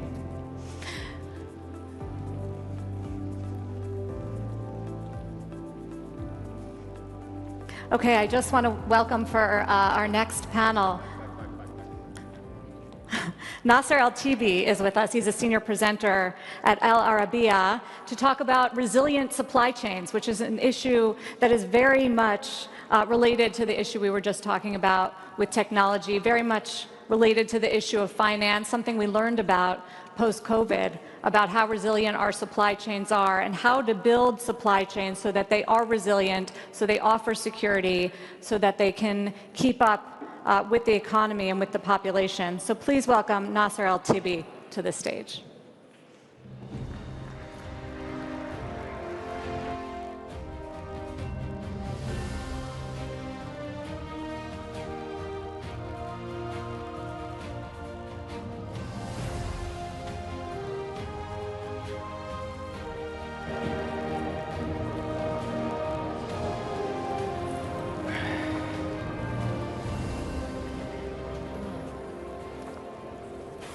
Good morning. Thank you, Sarah, for the introduction. Good morning to you all, ladies and gentlemen. Global manufacturing, as it goes rapid transformation, the need for agile, tech-enabled and sustainable supply chains has never been more urgent nor more strategic. Today, Saudi Arabia and the United States stand at the forefront of this shift, not just as trading partners, but as co-creators of the next generation industrial ecosystems, from AI-driven production to green materials to precision engineering to localized logistics. We are witnessing, ladies and gentlemen, a redefinition of how goods are designed, made, and moved. This session brings together some of the companies leading this transformation, companies that sit at the intersection of innovation, energy, manufacturing, and mobility. Together, we'll explore how their supply chain strategies are enabling agility and scale, and where Saudi-U.S. collaboration can unlock new frontiers of competitiveness. Let me first start by introducing to you our esteemed panelist, Sabah Al-Mutlaq, co-founder and vice chairman of Al-Fanar Group, Jim DeLuca, the CEO of SEER, Jerry Todd, head of National Development Division at the PIF, and Ken West, president and CEO of Honeywell Energy and Sustainability Solutions, and last but not least, Mark Winterhoff, the interim CEO of Lucid. Gentlemen, welcome. And let me start with this. I think this probably is the main question here. Global supply chains have undergone major shocks in the last 5 years or so. Started off by the pandemic. You know, we've seen natural disasters, wars, accidents in main waterways, trade disputes, geostrategic tensions. This has necessitated a reshuffling of supply chains. What lessons from these recent global disruptions are informing your current strategies in constructing adaptable supply chains? Let me start with you, Jerry. Thank you, Nasser. A lot has happened, and I think the development of those has confirmed, excuse me, the underpinnings of Vision 2030. If you think about what's happening in the economy today, there are three big things. The first is the industrialization of the economy, so replacing the import bill with local manufacturing. The second is building out the service economy at scale, so delivering the things people need, the experiences they need in country, rather than having people hop on a plane and go receive those somewhere else. And then the third is capturing the green shoring opportunity, so making sure that Saudi becomes a part of the global manufacturing footprint, leveraging the fact that we'll be one of the few places with long-term supplies of green energy that industry needs. And so for the first and third of those, industrialization and green shoring, building out domestic manufacturing capacity, deep local tech-enabled supply chains is really essential to that. So the volatility that's been happening confirms the need and the importance of doing that, but also the opportunity. And the fact that supply chains are at play today has accelerated a lot of the conversations that we've been happening with global partners. And what it means for U.S. companies is this annual procurement relationship with Saudi as a destination for exports will be turning into a much deeper relationship as U.S. companies come set up manufacturing here and become a permanent part of the fabric of the local economic ecosystem. Jim, your thoughts on this? Let me start first by saying what an honor it is to be here representing both the Kingdom of Saudi Arabia, as this is where I live and work, and the United States, as I am a citizen and have a home in metropolitan Detroit. The other thing I want to preface is that I've got 46 years in the automotive industry. I've lived and worked in countries around the world. And I can tell you there is nothing like what is going on here in the kingdom. SEER National Automotive Company is part of Vision 2030. And we like to say we're not just starting a car company, we are igniting an industry. Now, when it comes to the supply chain, I don't want to oversimplify things, but the nature of the business really dictates what you do and how you do it. To begin with, there are certain commodities that you don't want to ship around the world for one of two reasons.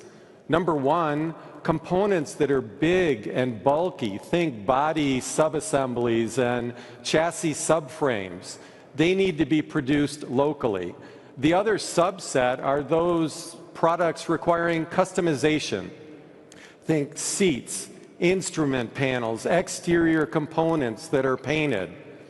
So we are partnering, as an example, with two U.S. companies, Lear for all of our seating, and Javis for all of our external painted components. All told, we've got 5 global Tier 1 suppliers who are co-locating with us in King Abdullah Economic City. When you add the partnership Tier 2s that we are adding to support them, we've got about 45% of our bill of material localized, which is exactly what you would expect. The balance of the bill of material, you want to leverage that global supply chain.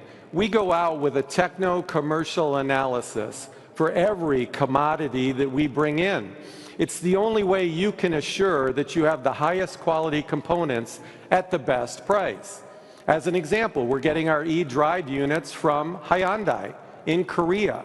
We get to leverage the absolute scale of Hyundai, and in return, we get powertrains that are cost-effective, have a low weight, package really, really well, and are extremely efficient.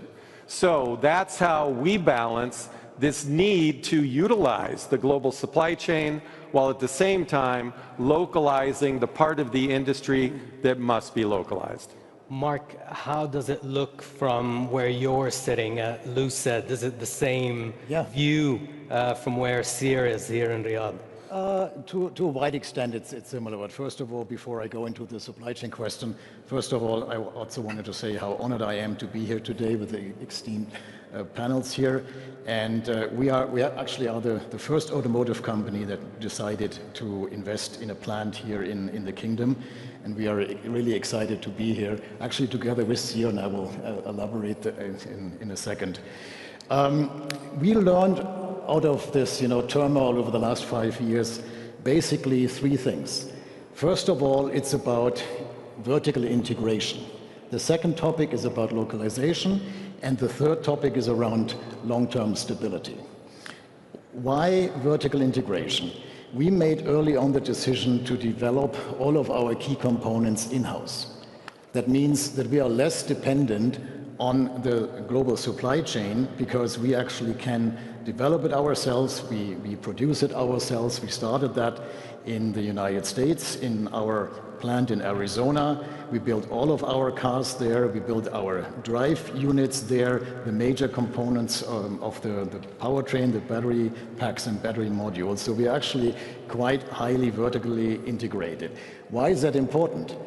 If you run into supply chain constraints, as we have seen in the last couple of years, you can make changes yourself. Talking about rare earth materials and permanent magnets for our drive units. We have the ability, and we are actually redeveloping our drive units right now to consume less rare earth materials and therefore being less dependent. So that's the power of vertical integration. The second topic about localization. As I just mentioned, we are producing most of our key components first in the US, and now we're doing the same in our plant in King Abdullah Economic City, where we're currently building a full plant with 150,000 units of capacity. And we're doing this together with Seer. The 5 components that Jim just mentioned are also the components that we are localizing. And it's also the same, like what Jim just said. Some things you definitely want to localize, and others you want to have access to the global markets. And for that, coming to the third point, the stability, for that you need stability, that you basically have regulatory environment, tariffs that you can rely on. That's also a a reason why we made, as the first automotive manufacturer back in 2020, the decision to build a plant in the kingdom. Quite frankly, at that time, that was very unique. And we've been asked very, very often, why are you doing this? Why are you not building the second plant in China, as everybody was about to do at that time? And we already at that time thought, okay, things are going to change. There will be much more pressure and turmoil in China. And therefore, we made the decision here to really buy into the Vision 2030 and be a part of that vision. Well, definitely, you've sidetracked now the tariffs at 145%. That's just been dropped to 30% on China. So good call there. Can both the U.S. and Saudi Arabia are huge players in the energy space? They are as big as they come. What role does the ongoing energy transition and electrification play in driving the supply chain dynamics within the energy sector, your sector? Well, absolutely, and I'd also like to reiterate my thanks for being able to be here and be part of such a historic event that we have today. As we take a look at the energy dynamics that are going on in the world, it's clear that the world is going to need more power tomorrow than it has today. We see reports from well-known sources like Bloomberg that state that energy demand is going to increase by more than 30% over the next 5 years, and with electrification demand increasing by more than 75%. So there's going to be a need for more as we take a look at the energy security of the world. And in doing that, with the importance that Saudi Arabia plays in energy, it's critical that we start right here. And that can be achieved really through 3 areas. The first area is improving the efficiency and maximizing existing energy sources. They're going to be needed to maintain the future, and that comes through things like connected plants that we do through a joint venture called Plant Digital, where we actually connect to existing infrastructure and make it more efficient.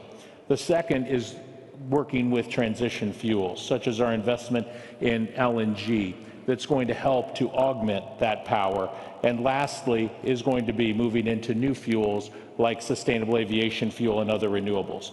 It's going to take all of those sources to be able to meet the world's energy demands. And as I take a look at the importance of the region here, I'm very proud of the fact that we've now scaled up more than 700 local employees, with half of those being Saudi nationals, in key positions in commercial, R&D, and other areas of investment as we work to meet those challenges of tomorrow.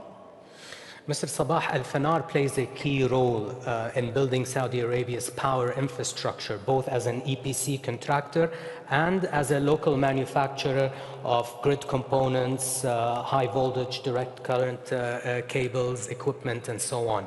As the kingdom scales up its power system to really power that industrial growth, how are you advancing localization of these components locally, and how is that contributing to the resilience of your supply chains? Thank you for the question. I think it might be just touch on this same subject, is to look at Al-Fanar started their manufacturing initiative, the first one, maybe 30 years ago. And when we started, the electrification supply chain was almost zero in Saudi Arabia, that we had to import even steel boxes where we house the equipment. So we thought this is a good project to start. And what I would like to say here is that, which will reflect on the future, is that with the bundle of government initiatives and all the facilities which was provided to us, we were able to build an infrastructure and a supply chain in Saudi Arabia. Nowadays, we are producing high voltage DC equipment within the kingdom in Riyadh. And this is being supplied to maybe one of the most demanding grid in the area, which is the Saudi Arabia grid. This is going to be actually a model for all the grids. We are very proud that we were able to create the supply chain for all of these equipments all over those years. And this was basically due to what we got from what the government was able to put in place as a bundle for facilities for the investors. So this was a journey which I think could be suitable as something to follow for anybody who might be thinking about investing in, especially in the power sector, where everybody knows now it's going to have a huge expansion. Moving back to the automotive sector, Jim, what sort of collaboration do you envisage between Saudi companies and American companies in that space? Well, when you think about SEER as a startup, the only way we can get going quickly, efficiently, and sustainably is by partnering with the best of the best. And so in terms of the automotive industry, when you think about collaboration in the automotive industry, invariably you end up in the United States of America. So I'm proud to say that we are collaborating with 10 companies in the United States. We've already talked about Javis and Lear. The American companies benefit because we're utilizing their innovations, we're propelling their job growth. We benefit because we get the technologies that we need and the parts that we need to get moving quickly. But collaboration just doesn't mean business deals. One of our focuses is on human capital development. And in partnership here with the Ministry of Industry and the Ministry of Education, we have kicked off a cooperative education program with Kettering University in Flint, Michigan. As a Kettering grad, I know the power of their cooperative education program. We have 43 of the best and brightest technical engineering graduates now in Flint, Michigan, undergoing a curriculum created just for us in battery electric vehicle technology. The students will spend 6 months at Kettering, and then they'll move to one of the Tier 1 suppliers that we've already talked about in the Detroit area, the automotive capital of the world, and they'll work either at Javis or Lear or one of our other suppliers for 6 months, and then they'll come back to us ready to hit the ground running in their respective areas of the business. So this is how our partners, Kettering University, our supply base, they're helping us build tomorrow's leaders today. So it's collaboration across the board. Mark, workforce development, really essential, right, for resilient supply chains? Yeah, absolutely essential for us here in the kingdom. Obviously, the plant that we're building here will have 150,000 of capacity, which is our largest plant. So therefore, we need local people. And we are very active in developing this. Actually, would like to point out, as of today already, more than 65% of our employees here in the kingdom are Saudi nationals. And we are increasing this percentage all the time. We are collaborating with HRDF on a program where we are training people for the plant in AMP2, which were in Cake.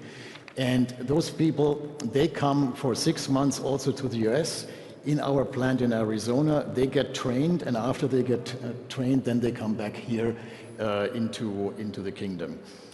Beyond that, we have a cooperation with NAVA, the National Academy, Automotive and Vehicle Academy, where we also have those transfer programs where people come over to the United States to train.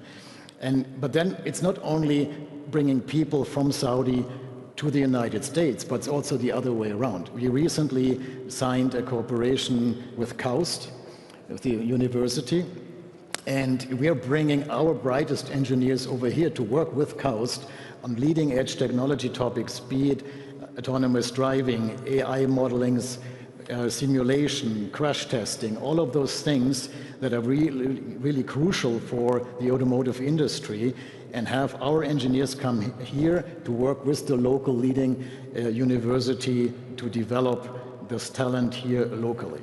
So it's very important for us, and we're investing heavily. Ken, how can joint ventures in the energy sector support advancing localization, particularly in Saudi's case? Yeah, absolutely. Joint ventures are a way that we can accelerate the speed of development. So as we think about our localization initiatives, by having strong partners like we do in our plant digital joint venture with Aramco, we're able to get real customer insights, be able to understand what their needs are, and develop very dedicated training programs for the localized workforce that is able to meet those customer needs as they develop solutions. So much like what Mark is doing at Lucid, we're able to partner with multiple local universities to do training right here in the region, along with allowing engineers to come over to our U.S. capabilities and labs and train there to come back and take the latest and greatest knowledge into their local facilities. Jerry, coming back to you, from smart industrial zones to logistics hubs, what role does the PIF play in enabling the digital infrastructure, which is going to be, extremely important, that infrastructure, the computing power needed for agile, tech-enabled supply chains? How is it that you go about bringing that technology and diffusing it locally? Thank you.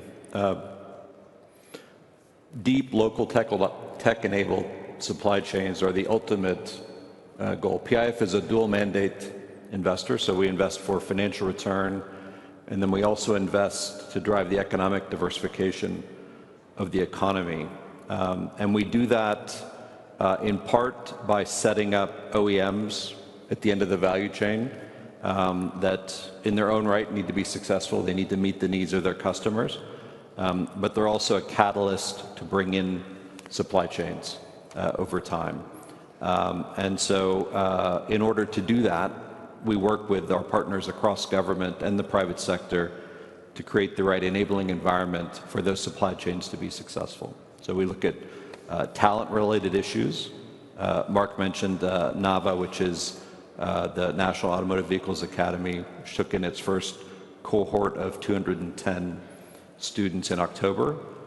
This was from 28,000 applicants.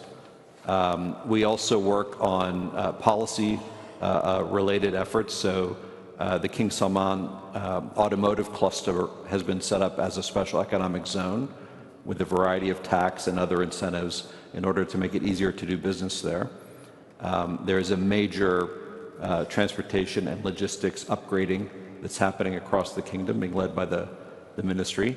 And we also put capital to work to accelerate the development of local supply chains. So we have a vehicle called Tusaru, which invests in the mobility ecosystem.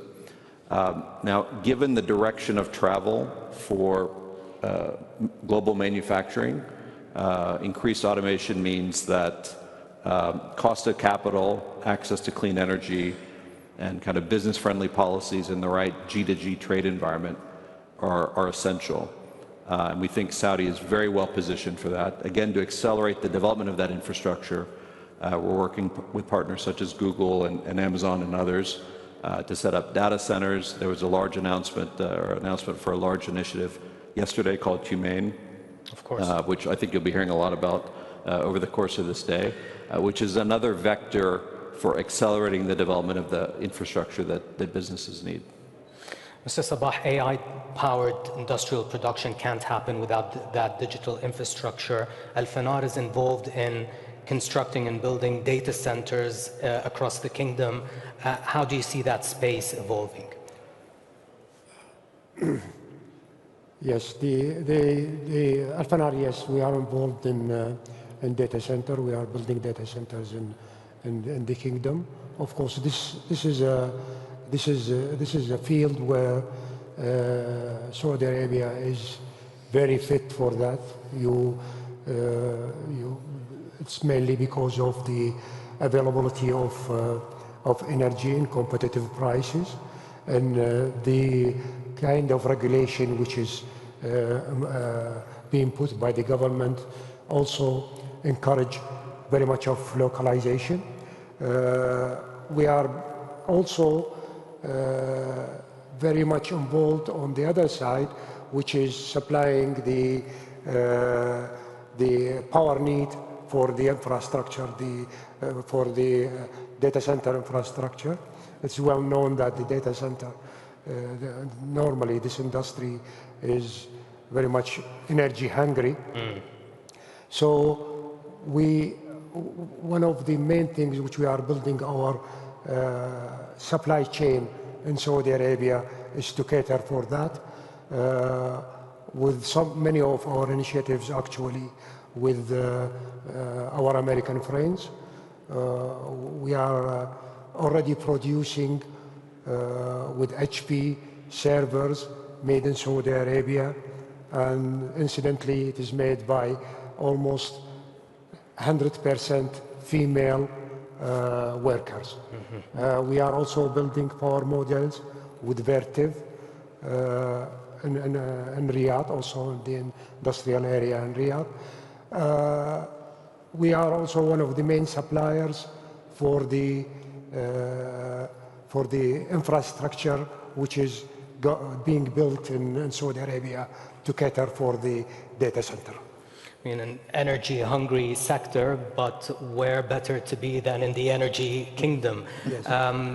Ladies and gentlemen, what we've heard today underscores that resilient supply chains are not just a defensive necessity, it's a strategic asset for industrial growth and global competitiveness. Thank you very much to my panelists, and thank you, our audience.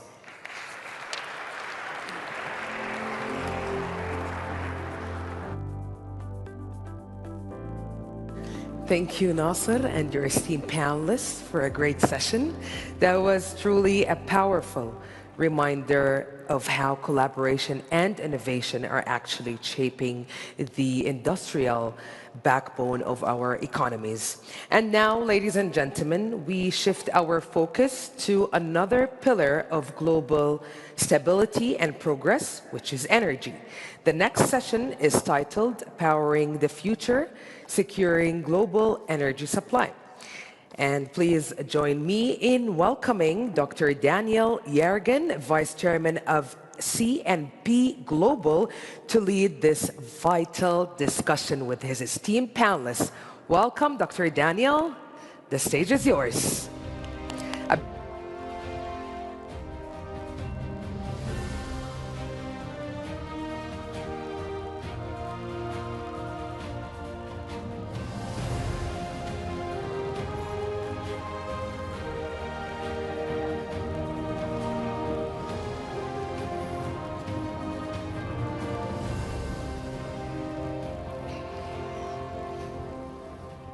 Good morning, everybody. Our topic this morning is securing the global energy supply, and we have 4 people on the panel who every day work on securing the energy supply from a global basis. Mohammed Farouk from Adas Holding, Anthony Petrolo from Neighbors, Girish Salagram from Weatherford, and Clay Williams from NOV. Obviously, the oil business, the natural gas business, it's a global business, but the emphasis is also on localization, and certainly that's a very big theme of Vision 2030.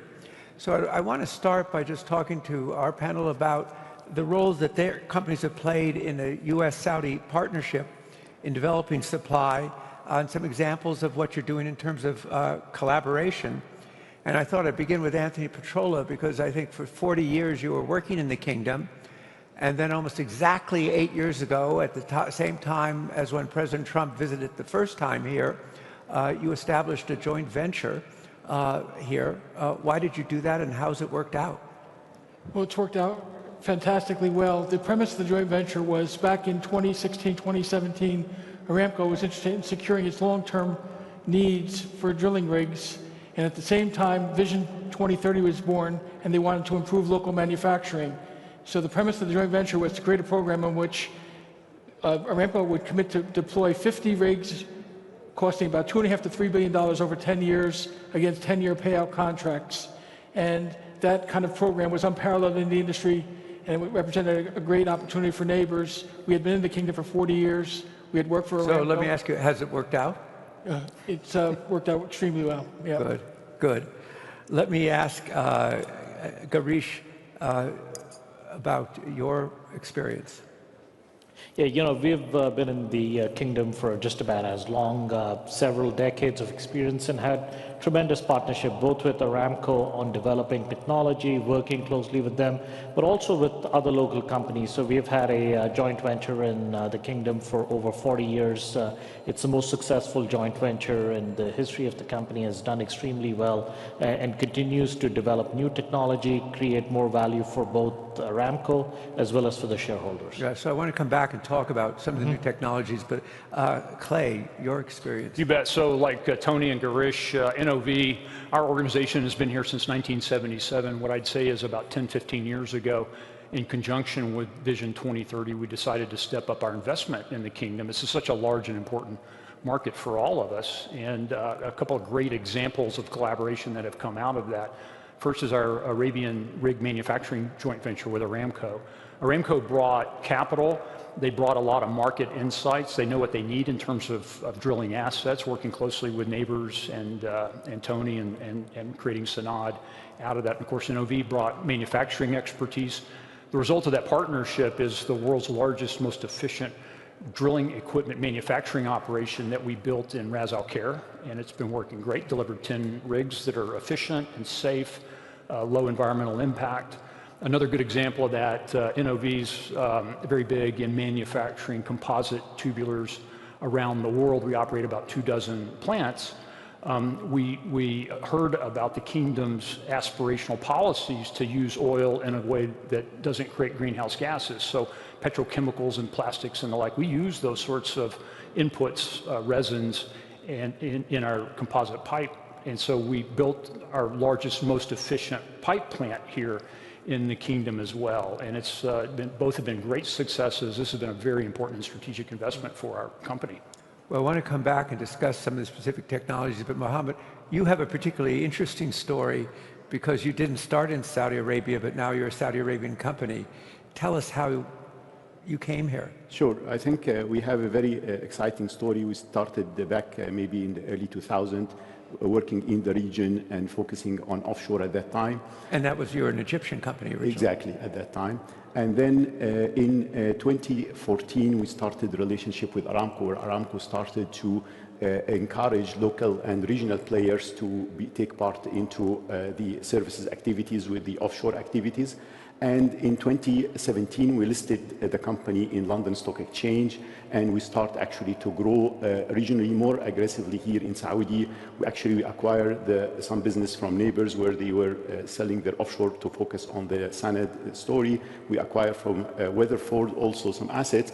And back in 2020, during the COVID, the PIF said, okay, guys, we want really to take the company private, and they got almost 37% of the company. And we started focusing on growing in Aramco. There was the growth plan of the 13 million barrel with aggressive growth in the offshore. We did one of the most aggressive projects by refurbishing 19 jackup, which is one of story where we bought most of the equipment from NOV as American companies. We refurbished those assets, we put them in place. We listed in Tadawul as a Saudi company where we moved our headquarters to Khobar and became our center of gravity. And we listed the company late 2023, and today we are one of the largest companies in Tadawul, even from an equity. So you're based here? Yes, correct. But how many countries do you operate in now? Today we operate in 12 countries, actually starting from Brazil in the west up to India and Southeast Asia, Thailand, Malaysia. But our center of gravity were more than 60% of the business within Aramco. But you're a global company operating. Correct. And this was a good example, moving a national player to be a global champion through this kind of a model, which I think comes with the 2030 vision. Right. Clay, you've said it's important to be close to operations. Yes. Can you explain on that? Why? Yeah, that was the sort of the basis for our strategic decision to do more here. But close to the customer means close customer relationships, and I think both parties benefit from that meaningfully. And so, as we sort of built out here in Saudi Arabia, we've gotten closer to all of our customers. And by the way, I've got 3 great customers here on the panel with me, and thanks to all 3 of you. They're all good customers? Absolutely, and we're grateful for them. But being here close to their operations enables us to do a better job servicing equipment, performing aftermarket support of what they're doing. I think it shortens the feedback loop for an OEM manufacturer like NOV to hear directly from our customers the challenges that they're running into, the opportunities to improve equipment and operations. And so it's really a partnership and a collaboration. Because you provide the equipment and the components that these companies all use. Exactly, right. And we're doing more and more manufacturing here in the Kingdom. We've grown our investment here 7-fold in 10 years. We operate through about 10 locations. About 5 of those are manufacturing plants, and we're building a 6th right now. So I'd like to hear from you all in terms of new technological developments or technologies, some examples of what you've developed being based here. Sure, I'm happy to start. So a moment ago, I mentioned our composite pipe manufacturing. Why don't you explain what a composite pipe is? So composite pipe uses fiberglass and resins to build pipe that can hold pressure and deal with temperatures that are found in the oil field. And not corrode. And not corrode. That's the key differentiator. So unlike carbon steel, can withstand salt water and sour gases and those sorts of things much, much better, and is a really interesting and clever application of petroleum in a way to monetize that asset that doesn't have a greenhouse gas effect. And so the Aramco here has really embraced this technology, particularly around the unconventional developments. What we found when we built our plant here is we really created a manufacturing hub that could innovate new products for this market that we can now make in our plant in San Antonio, Texas, and sell to our oil field customers in the United States, and vice versa. So we sort of have these 2 composite pipe manufacturing hubs. They're advancing technology with the help of our customers, and it lifts both of their operations up. They both benefit from that network collaboration. Right, and that started here. Yes. Composite. So, yeah, echoing on what Trey said, I think we are very fortunate here to have a customer like Aramco who's got a very vast set of operations, and it gives us simultaneously a few things. One is it gives us a very large scale of operations, big volume, but also a customer that is very committed to the latest technology and wants to ensure reservoir integrity. So, working with them over the past several decades, a lot of new innovations that have come out of here in our cementing products business, for example, our stage tools that are used as part of the cementing process to ensure wellbore integrity. That's something that's got pioneered here. It's gotten used in other parts of the world. We've developed technologies very specifically on intervention around how to sidetrack wells that again have had a lot of application here, and then we have been able to take that to other parts of the world. One of the highest degrees of managed pressure drilling adoption, that's something that Weatherford's been a pioneer here, and we've learned a lot through that. And what's really exciting about it is there is a very focused, very definitive and very purposeful sense of development of technology. It's here's a problem that we're trying to solve, how do we work together to do it? Come up with a solution, a very process-oriented fashion of saying, here's how we're going to deploy it, and then you see what else you can do with it, and then it becomes something that's available for other parts. And started from here. Yeah. Tony? Yeah, so in the United States, actually, we started developing some new technology to automate drilling rigs.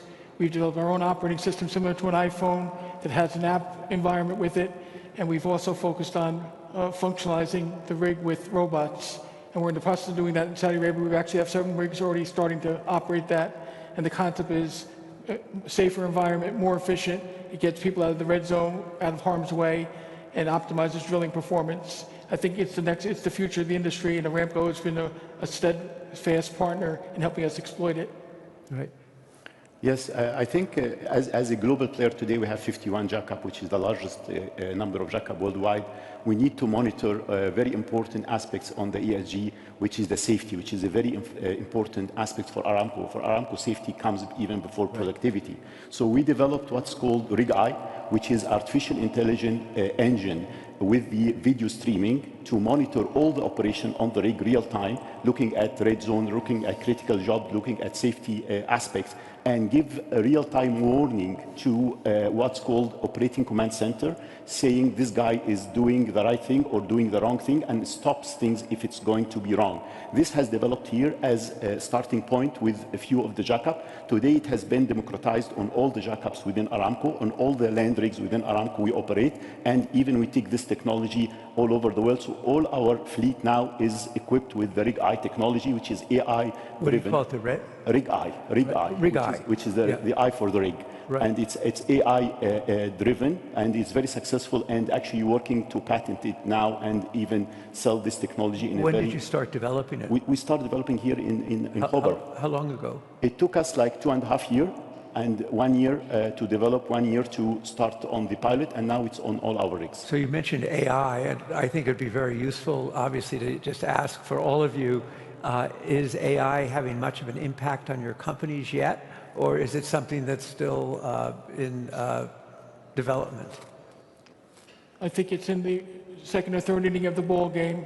The idea is to use AI to read downhole information. For those who don't follow baseball, that means about 1/3 of the way. About 1/3 of the way. To use AI to read downhole information from the downhole wellbore and use that to optimize stuff at the surface in terms of what the rig is actually doing, to optimize ROP and drilling time. And we all have applications along those lines today. That is the future.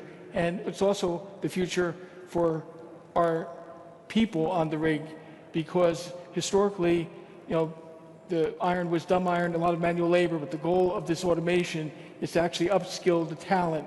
And the idea is for a driller who runs a drilling rig, he has a high school education. In about 7 years or 10 years, he can be the person who runs the drilling rig. It's a $55 million piece of equipment.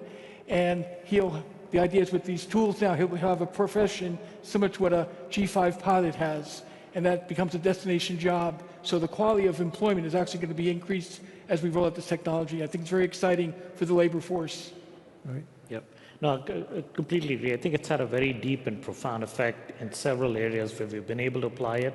But what's exciting is there's still so much other elements that just are untouched, and we still live in a world that is filled with a lot of manual processes, and there's a lot of excitement. I'll give you two very quick examples. One, just sort of picking up from where Dr. Farouk was talking about, very similar kind of an application where we do contracts where we've got complete ownerships of these LSTK type of contracts, lump sum turnkey, and same sort of concept where we've got AI built into the rig floor, and we're able to monitor everything. We're able to see if someone's doing something inappropriately. There's an alarm that goes off. Very similar concept. I was on one of these rigs a few weeks back, and it was fascinating to see. We played around a little bit, and immediately it's very real time, and it's very appropriate. Another example is in our tubular running service business, where we've incorporated AI into the system. It's a fully automated system. You now need only one person to operate it, so again, completely safe from not having anyone in the red zone standpoint. But what it now does is also have built-in AI algorithms that the computer generates and determines what the ideal torque is. So you don't have, again, any human intervention, judgment that goes in, and you're again guaranteed a better wellbore. And I guess as pointed out, you're running a $55 million piece of equipment. You want it to operate properly. Indeed. Clay? Yeah, I think we're also just on the edge of seeing all the wonderful things that AI can do in our industry, which has been dominated by a lot of sort of tribal knowledge, experience, the computer. What do you call it? Tribal knowledge? Tribal knowledge about how do we pass drill it down? How do we drill in this particular basin? And what we're finding, and what others here on the stage are finding, is that the computer learns much faster than the humans in so many areas. And there's sort of an interesting offshoot of that we're benefiting from at NOV, which is the AI needs data sets to learn from. It needs data to feed it. And we're finding great opportunities here in the kingdom and elsewhere around the world in building out the infrastructure at the edge to do more edge computing, to put data into the cloud. We're working with Aramco here in the kingdom to employ our wired drill pipe technology, which basically increases the rate of gathering data from the bit, from the very end of the drill string that might be miles in the earth to the surface by 10,000-fold, which is what wired drill pipe can do. So it's basically a broadband connection to the bottom of the hole. So that much richer data stream enables these AI models to learn faster, to make microsecond sorts of decisions around operating the drilling rig, for instance. And Aramco's been a great partner in highlighting the benefits of that sort of technology. Yeah. So I want to turn now to the question of supply chains, which of course has already been a topic of discussion, and ask you guys, if we were up here 10 years ago, would we have been talking about supply chains? Probably in a very different context if we would. Okay, tell us what's changed. So I think, the fact that you've got 4 CEOs here today talking about supply chains, it's in itself a very significant change. It's not a function that's sort of in the bowel of the organization anymore. It's something that's very front and central. It's mission critical, and it's something that is a critical element of enterprise risk management. So why has this happened? My view is it's very simple. It's a very simple function of being able to deliver for customers. And without an incredibly robust supply chain and without understanding all the different ways it can go rise, we have learned over the past few years there's everything from supply shocks caused because of trade wars, because of geopolitical conflicts, because of pandemics, all kinds of stuff happens. So you need to understand how your supply chain works. Supply chain has always been core to our operations. It's always been critical. As a capital-intensive business, you need to feed the beast, so to speak, and you have to have reliable ways of feeding it. And the concept of delivering, as Clay was saying, having sources close to the action to support that is important for turnover. But if supply chains up here is a big concern, but if you went back a few years ago with supply chains down there, we're trying to get at is just from your experience on the ground, what's changed? Obviously, COVID was one thing, a world of tariffs, trade wars, national security? Yeah, I think we need to draw an important factor, which is Aramco, as one of the largest producers, a few years ago started a very important program, which is the ICTAVA program, in Kingdom Total Value Added. And this program put a lot of weight on how much is really produced within the Saudi Arabia. In other words, localization. Localization. So this has been a major transformation where today companies started at 10% contents, today reach 50 to 60% contents. And this makes a major aspects because having the proximity to the action plan is very important. Producing locally, fostering the economy, making it more cheaper, more affordable, make it the timing. So I think this has played an important role over the last 10 years, and I think it's still progressing, and I think it's a very important factor in the formula. Yeah, what he said is very important in the sense that, for example, today SANAD spends $600 million a year on maintenance, CapEx, and capital expenditures to keep the rigs operating. 5 years ago, the percentage of spent in country to deliver that was maybe 70%. Today, we're at 92% of the $600 million we're spending in the country. That's a huge change, but that's better for the rigs, it's better for operations, and of course, better for the country. Right.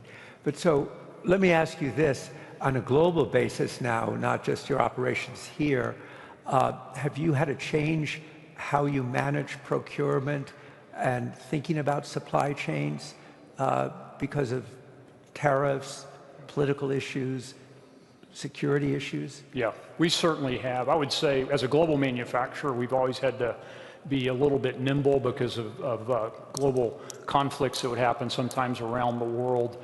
In the first Trump administration, we dealt with a round of tariffs that caused us to rethink what we're making where and adjust. But what really highlighted the importance of supply chain was the disruption that came out of the COVID lockdowns and really taught the world that we were all kind of living in a world where supply chains had been very tightly optimized by a generation of MBAs, I think, that were very focused on efficiency. On efficiency and cost only. And what we learned is that, hey, resiliency matters too.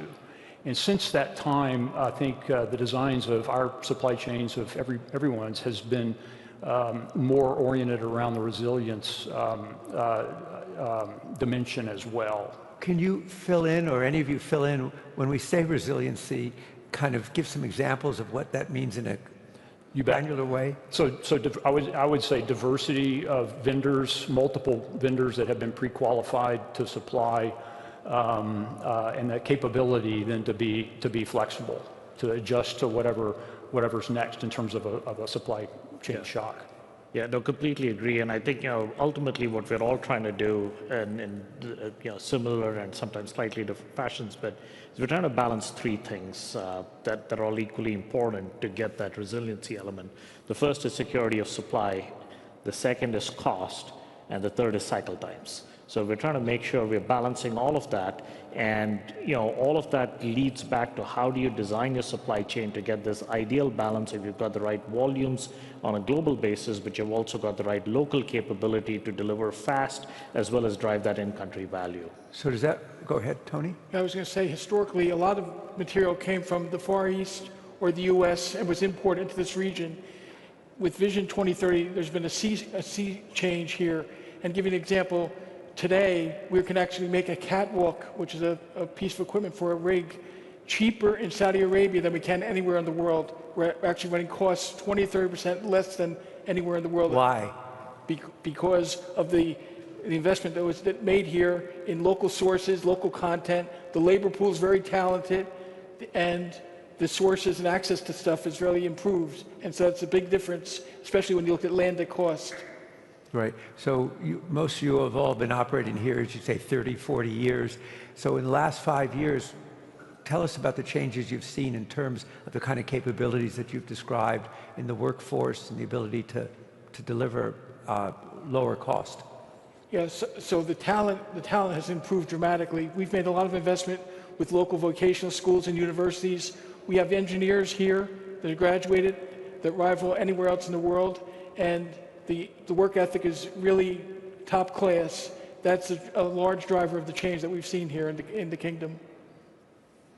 Yeah, I would totally agree. I think talent is really a key differentiator. And back to Dr. Farouk's point on this whole focus around ICTWA and Saudization, that's really allowed a simultaneously from the operator side, from the supplier side, as well as from the university side, a tremendous focus on developing talent. So we're now able to bring in students as interns, get them in as early graduates, see them progress through the leadership ranks, see movement across companies, which is ultimately healthy for the industry, and really then have a workforce that's very self-sufficient, that's capable, versus this notion of you're just constantly rotating expats in for 2 to 3 years.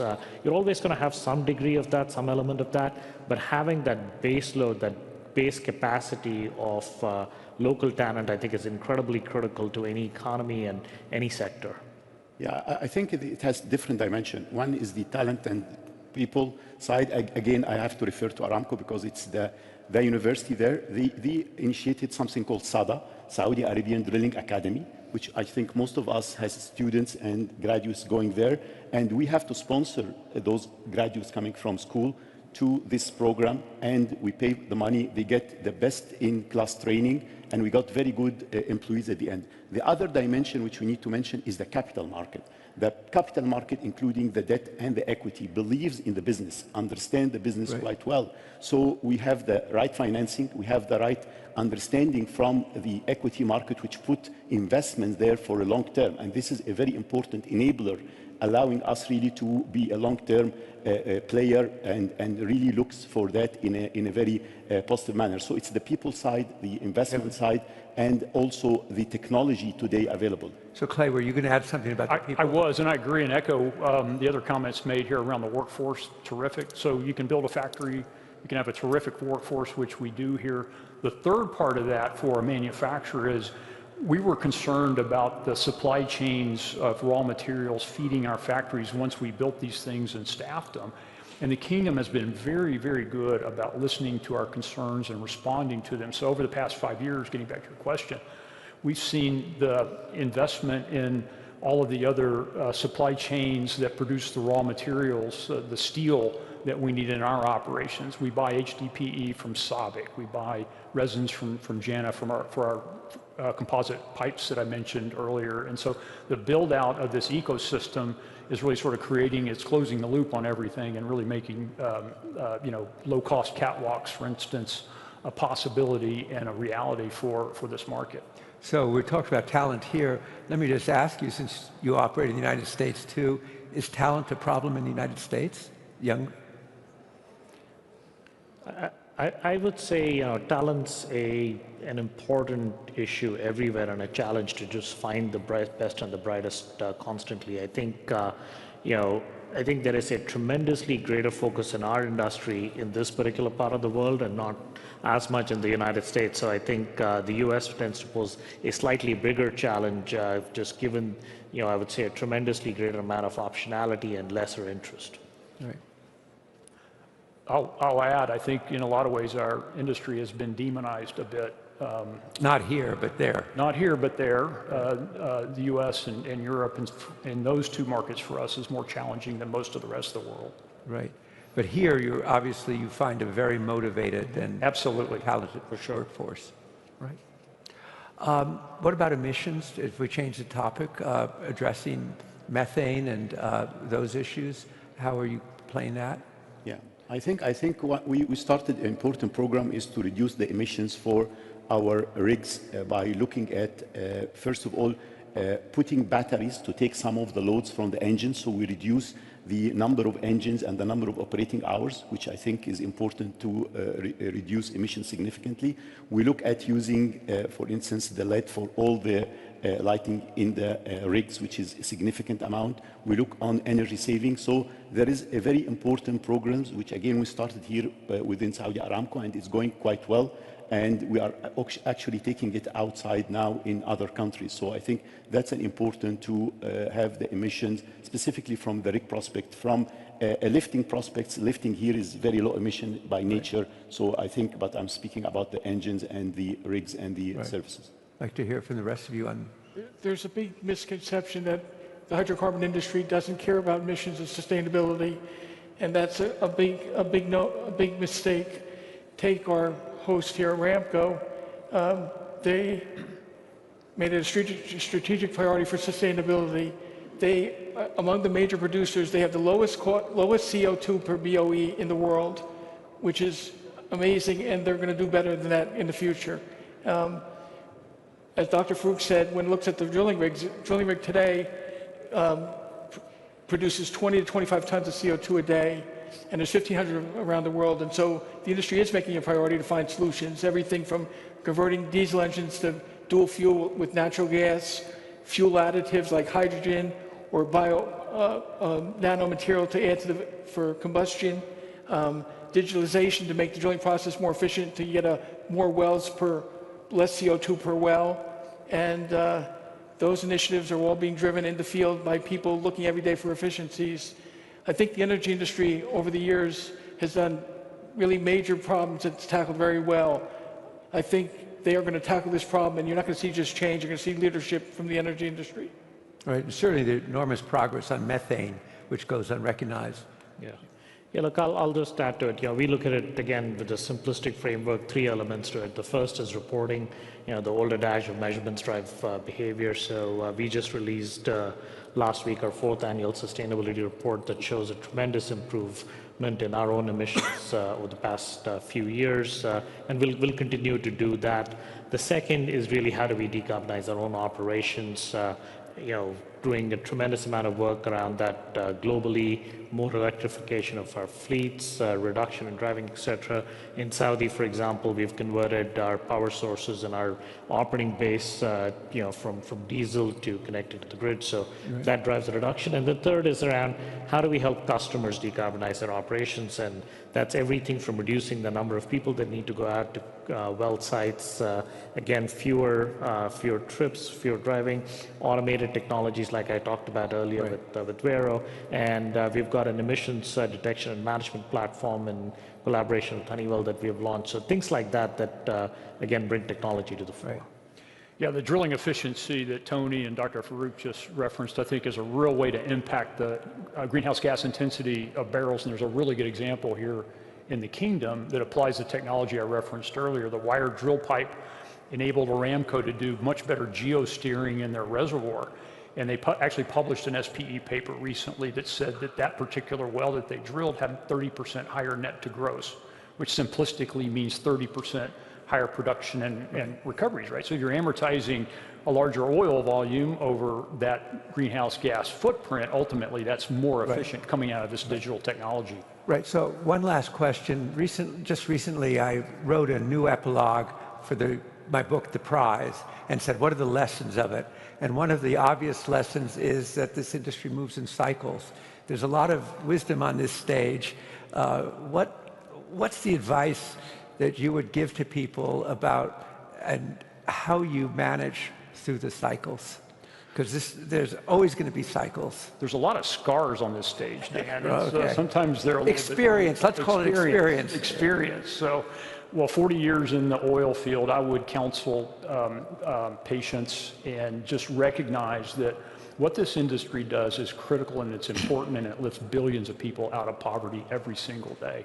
And I think you got to stay focused on that, keep your teams focused on that, the fact that we're doing good in the world every single day. And I know one day something will replace oil and gas. It's going to be a lower carbon footprint. In fact, I would bet on this industry to figure out what that's going to be. But in the meantime, let's stick to the mission and keep doing what the world requires us to do. So Garish, managing through cycles. Yeah, completely agree with what Clay said. I'd add to it of really focusing on what's important consistently without allowing yourself to get whipsawed by the cycles. Cycles will happen, it's just a function.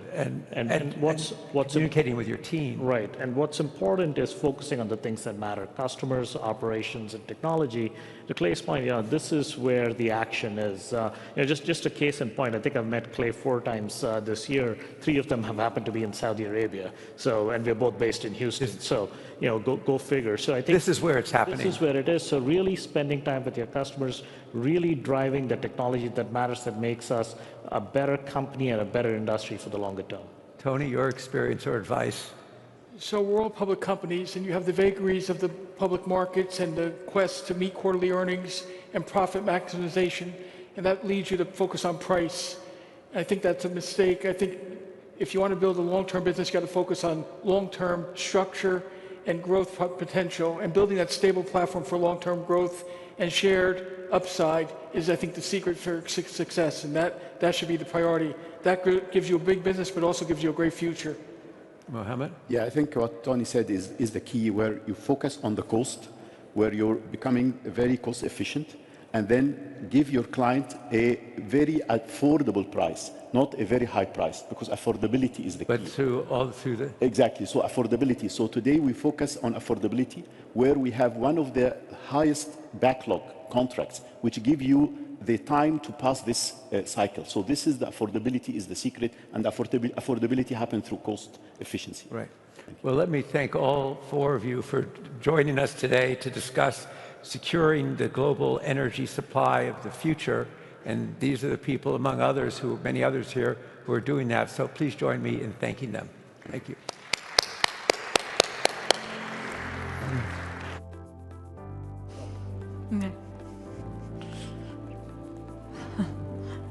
Hello. Well, what a productive morning we had. Hi, Dan. We are going to break now for lunch. But I have 2 quick announcements.